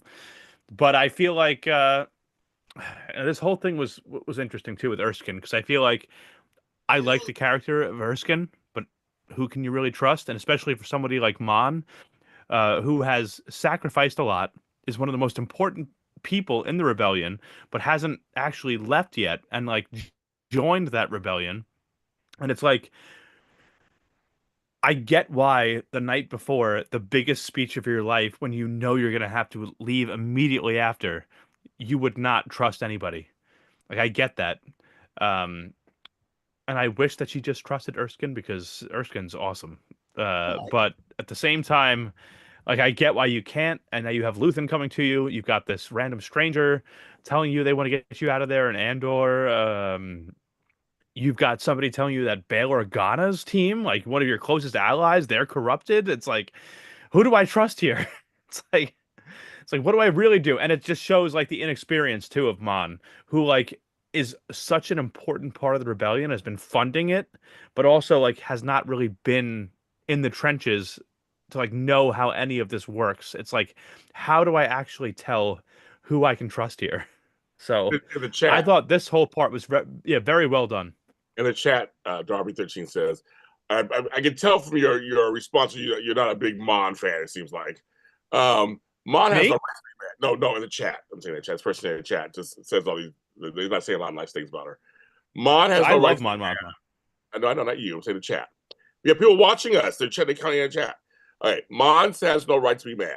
This is not about her. This is about the rebellion. Something that's bigger than Mon and Cassian. Mon's just trying to make a decision about what's important to him, and his Mon is to get off her high horse. That's tough. I mean, she's a senator. She's had to live a lie for years and years and years, Right. and has had to try to figure out who to trust. Is it Luthen? I agree. Is it this person? Yeah, this is. I feel like Mon. She might be in the toughest position of all. Right. She's public. And saying, well, Darby says, I don't hate her entirely. I'm just going by your comments. They always seem to be against her. So in the chat. So I'm like, I'm not saying you're right or wrong. I'm just saying your comments always seem to be against her. But I'm with John. I feel like she has the hardest thing. She's in the public eye. She's had to live Yeah, a double life. She has walked the tightest rope of anyone Yeah, else. I think so. Everyone else kind of gets to hide. Mon Yeah. Mothma, as a senator, does not get to hide. She has Yeah. to put up put up a show in everything she does, even within her own family. She set up her own husband, right, Yeah. for the whole gambling thing, and that's how they were able to get this money to fund the empire. Like Mon has made probably more sacrifices than anybody else who's been able to live in the shadows. Even Luthen, he gets to be a whole different person on any given day. Mon Mothma has to be the senator who's somehow still complying with the Empire right up until the very end, but she's also funding the whole rebellion. Right. Like, well, and plus, what I do like is, I mean, Erskine's got that great pompadour. So how could you not trust that guy, Mon? It's a good. It's I a love good that hair. we find out. Sorry. Go ahead. Go ahead. I was just gonna say, I love that we find out too that Erskine is half from Naboo and half from Gorman. Because being partially from Naboo leads right into like the prequel series with like Queen Amidala, and Yeah. then Gorman with the whole massacre here, and he's also working for Mon Mothma right before the original trilogy. Like it ties into like so many different parts of the story that this guy Erskine is working for the rebellion. Uh, uh, but he comes through in the end, and that's he shows Mom like, hey, I'm not leaving you. I'm here for you. Uh, the one thing before we get into her fleeing is the one thing we never see mentioned about any of this is her husband or the fact that, or her daughter. I mean, her daughter's married, of course, and wherever she's living, but there's no mention of like, hey, I'll be taken off from this planet and I'm not going to see my family ever again. There's no mention of like what's happening on that side of it at all. James, did you feel like that was a part that you missed? Like, how does this working for Mond, or did you not even need that? Didn't need it. They're not close. Not close family. Her daughter hates her, and her husband is a cheater and whatever. And she don't care. I don't need. I don't care about them. I don't care. So I didn't need. I didn't need it was. This is all fine. I want to know what's going on with her. I'm following her journey now. I don't care about them. Yeah, I'm way more interested in seeing what's going on with B2 Emo than Mon's daughter or husband. A grateful little brat. I don't care about them. Yeah, I mean, I guess in that sense, that the show's done well enough in season one and so far in season two to set up Mon's situation with her in relationship to her husband and her daughter, that you're fine knowing like, hey, if she's got to walk away from those two, we can completely Yeah. understand why that she's not having Sure. any angst Yeah. about They're brats. Bye. Not a fan of the daughter. So yeah. So wish she had, whatever at the wedding. I was like, yeah, no loss, no big loss. it. R.I.P. Mon's family. Yeah, that's fine. We're good. We're good. Boo. Yeah, boo. We're good. We're good. How long do you think it takes to realize for her husband to realize that she's missing or that she's not coming home? If we ever see him again, never. He don't care. He don't care either. Is it just like He's days, probably weeks? yeah, he's probably drunk and gambling Yeah, somewhere. gambling somewhere. He's fine. Like, he don't care. He Her don't da care. her yeah, her daughter is just married to Davos Golden's son, doesn't even check with her Yeah, family. Who she probably wouldn't even find out for years what happened to her mom. yeah. She don't care. Who cares? They're not close. They're not close. So like, they don't care. She don't care. She don't love her husband. They don't love each other. They're together for convenience. That's the whole thing. And it's all. It's all. Now she has to go do her job. Like this was all. It was all. It was all a facade. It was all facade. Yeah, and so we also see Cass in the beginning of this episode with very surprising. I mean, we did see him Cassian visit Luthen's shop just from from the entrance way a few episodes ago, but this time we see him right inside there in the back room with Kayla, uh, and he's telling her, "It's like this is it. This is my last thing, and I'm out." Uh, and I like she's like, "What do you mean? What do you mean?" It's like, "You come on, you know what this means. I'm done. I've I've, I've done enough of this." Uh, but he still goes through with this mission, and he has this chat with Luthen, kind of going back to what we were talking about with Luthen earlier about what Luthen kind of like. He's like, "Hey, I I, I knew I'm not going to make this out alive," and even kind of loops Cassian in with this too. It's like, neither of us are getting out of this alive. Uh, James, how do you feel about like as Cassian? Are you kind of like, yeah, you're right, Luthen? Or is like, whoa, whoa, whoa, don't be so hasty, considering me dead already, Luthen. What's the question? What's the question? Oh yeah. And so how do you feel about like in terms of like, are you like Cassian? Are you feeling like, hey, I mean, the thing is, if you're gonna be in a rebellion against the Empire, chances are you're gonna die. You might as well be ready for it. You might as well. I mean, we know he does, obviously, in the movie. But like, so it's, I feel like when you like, when it's something this big, that means you're what it means is you're invested completely. Your life is not your own anymore. Your life is to the rebellion. So on some level, it's kind of like I see you saying to Luke, they're like, this is, we're probably going. This is it. I mean, we're devoting our lives. Any turn could turn bad.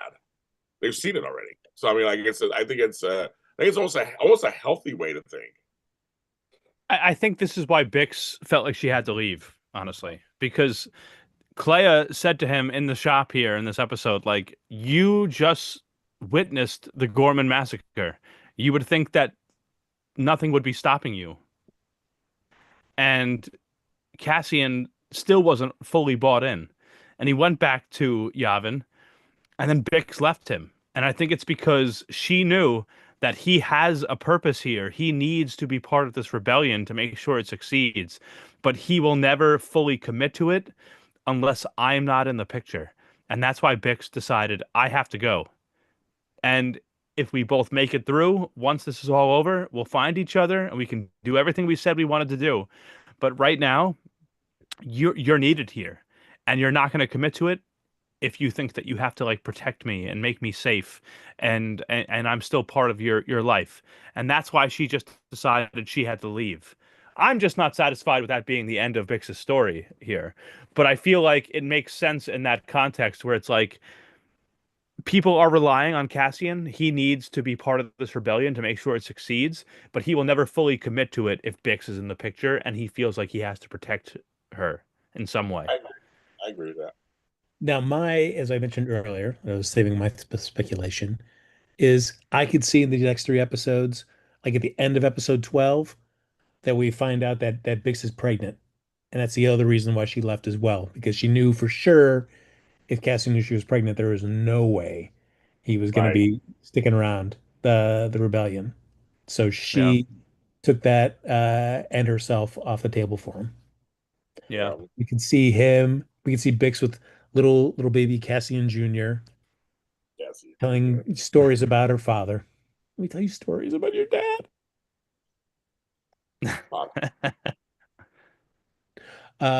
So then we get to actually see Mon's speech, and then the dramatic exit and of Mon going through the cinders. We talked about it briefly. Uh, James and John, I'll ask you both, in terms of like great Star Wars oratory. We've got whether it's Luthen's speech in in season one to Mon's speech here towards the end of season two. Where does Mon's speech kind of land for you in terms of great Star Wars oratory? It was all right. I think the monologues, the speeches in season one were definitely better to me. I think this was a good speech. I think the overall storytelling and the stakes of this season, everything has been making it some of the best Star Wars I've ever seen. But not necessarily for like the speeches and the monologues we're getting. I feel like in season one they were better, between the One Way Out in the prison last season and Luthen's speech and Marva's speech at the end of the season. Like some of these were like, and Nemec's manifesto, right? When Andor was listening to that in season one, some of those monologues and those speeches were so good.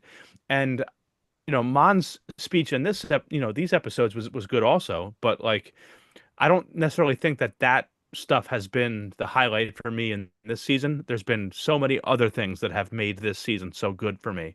It hasn't necessarily been the speeches that we've gotten this season. I agree. I mean, what he says, I told you, I didn't think much. I mean, they're fine. I just think that it's the situation. The speech was setting a situation.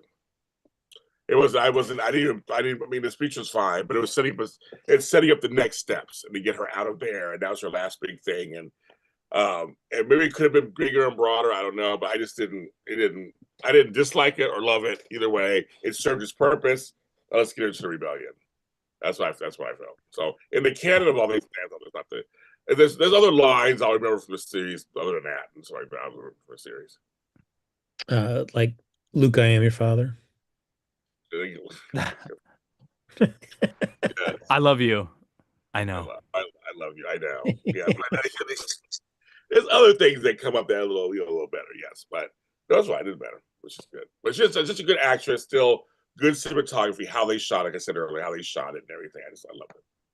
No, yeah, it was a great speech. Yeah. I feel like too, like they were cutting away at points to show other things. Like it wasn't like even her speech, as great as it was not even necessarily the focus No. of the whole moment.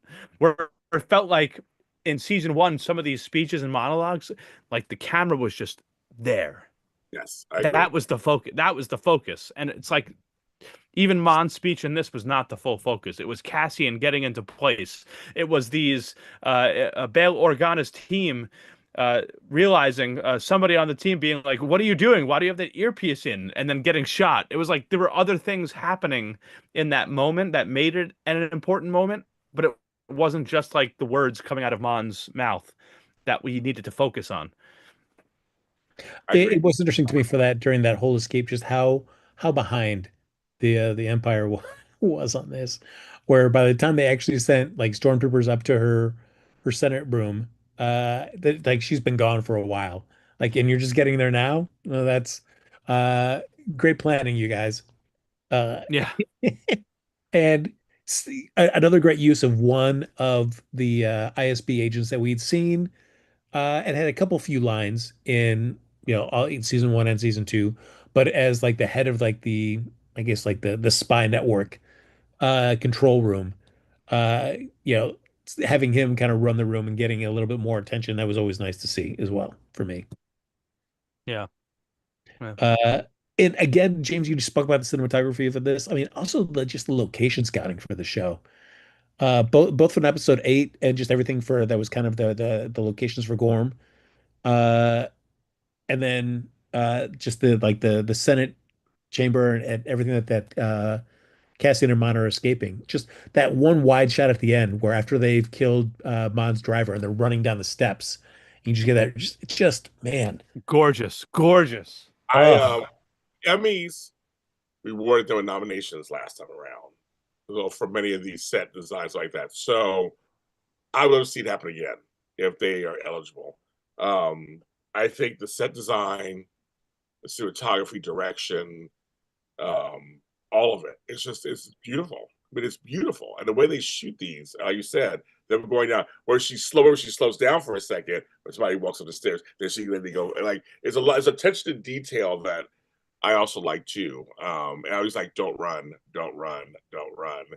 And then they had to run. They go away. But it was kind of like the shots were, you're right, they're so wide and open and just like encompassing, and you're going with them you're trying to get, they're trying to get to one spot, but that wasn't going to work. And they go, this, like, you want to see what happens. Like, you're on the run with them. And I just thought, and I already told earlier how he shot it with her, dropping her cape. And I like, literally, let's say she's saying, I'm done.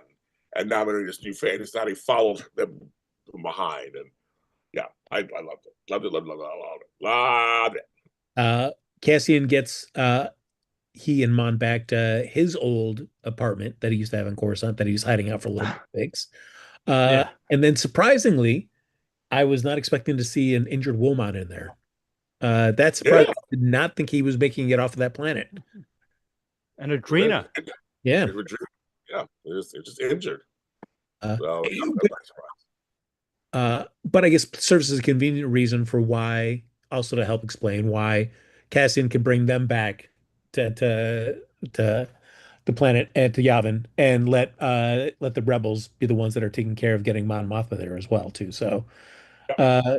yeah, so we get Wilmon transported. We get Drina now a new member. We tell like the Surly commander, hey, guess what? I've got a KX security droid for you as well. Uh, then we see Cassian read his Dear John letter from Bix or watch his Dear John video. Right. Uh, and then we cut to the end where we get to see K2SO get reprogrammed and come back online. Uh, yeah, getting one step closer to Rogue One, everybody.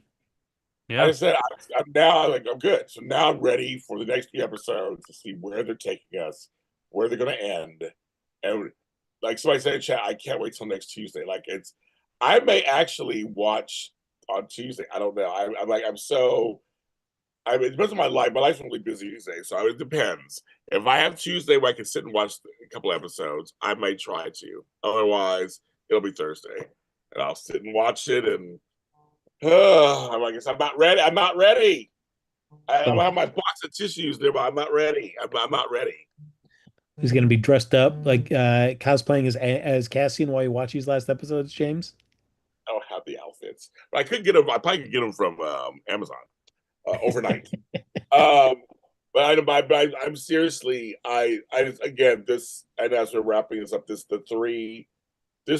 set is really good. This set was really, really good, and I'm just excited for the last three. Well, James, we're not. You said as we're getting ready to wrap this up, we still got 3 more hours to talk about. It's probably like this, like Cassian. Yeah, and then we're watching Rogue One after that too. By the way, to get together. And Oh yeah, talk folks about at home. that.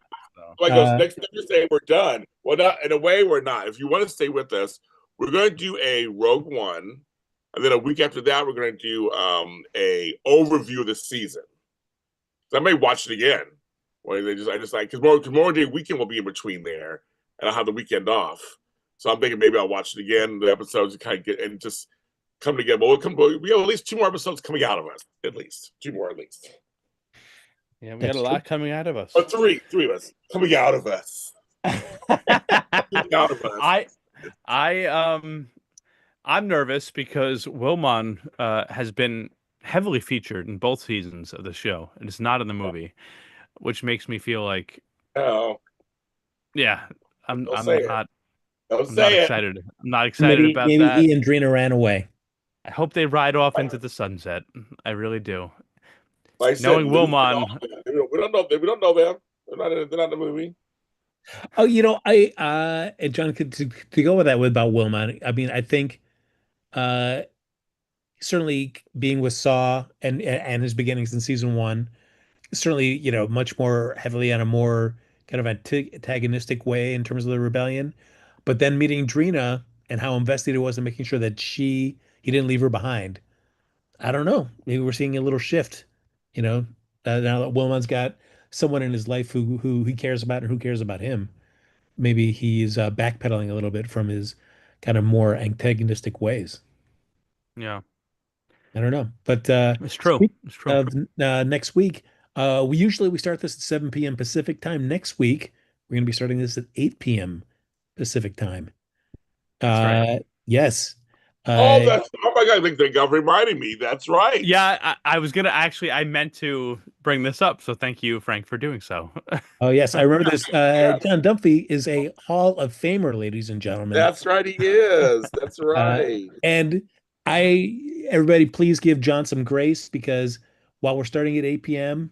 per John's request, I doubt he's going to be here on time. He is going to be swamped with adoring fans, with ladies who want to be with him, men who want to be him. I don't know if he's going to be able to extricate himself in time. So he may be a little late to the show. Who knows? If so, please allow him this courtesy. No. I will be on time. I will say I'm very honored. I'm being inducted into my high school's Performing Arts Hall of Fame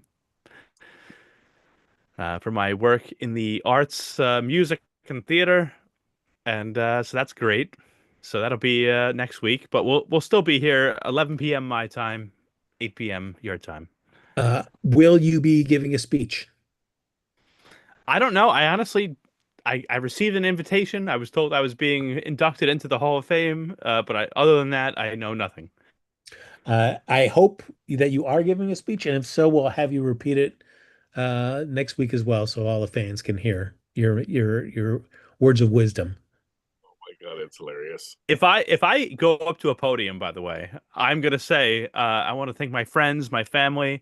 I would like to thank JLJ Media, James Lott Jr., Frank Moran. I'm not even kidding. I'm going to put that in the speech if I'm able to give one. Oh, even if you don't, if you're not asked to give one or not able to give one next week, we will have you do it here on the show. What you would have said had you been given a moment to share some words with everybody in attendance. And then I expect one of you to start playing the music that plays me off stage, like at the Oscars. Yeah. I want to with the broom, start to kind of to sweep you Yeah, off. the hook, the gong. Yeah, and Uh, I'll have like some random little weird trophy or something that I'm holding. Oh, yeah, you've got to bring this. You've got to bring the swag next week. You got to show us what you got, whether it's a Yeah. yes, certificate or black. some plaque or something, whatever it is. Yes. So be here next week, everybody, at 8 p.m. Pacific time for John Dunphy and his Hall of Fame greatness. And then James and I, as we break down the last three episodes of season two of Andor, right here on JLJ Media. But if you want to talk to us at all in between now and then, or if you want to give praise John, send him your congratulations, accolades, tasteful feet pictures. You can do so where, John Dunphy? Right now you can find me at jdunn89 on Instagram, um, and at I am Dunphy on TikTok. Amazing. It's really all I that's is the only places I am right now. I'm not on Facebook or Twitter or anything, so Our Sith Daddy, James Lott Jr. Where can people I find you? just I just read that Led Zeppelin's putting out a new album for the first time in 40 years. Hmm. That sounds like a must miss for me.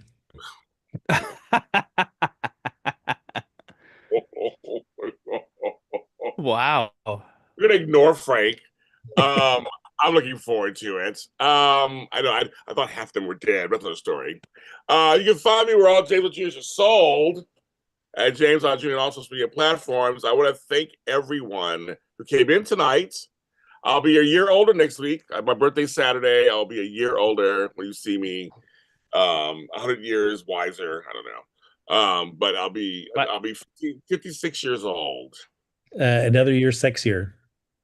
another year sexier. That's also my sister's birthday. We've talked about this I know. Saturday. Yes, that's everything else. I birthday to my birthday twin over there. Your sister, birthday twin. And Yep. also, I just want to thank everyone who has been listening. I mean, sister, may the fourth be with you. Everyone's listening to all of our shows that we've done. The numbers have just been phenomenal for Book Boba Fett and all of them. It's just been wonderful. Thanks for checking them all out. We do them. We do them for you. We do them for each other. We love it. And so thank you so much. Frank, Uh, where can they find you? you can find me anywhere on the social medias at Happy Go Jackie.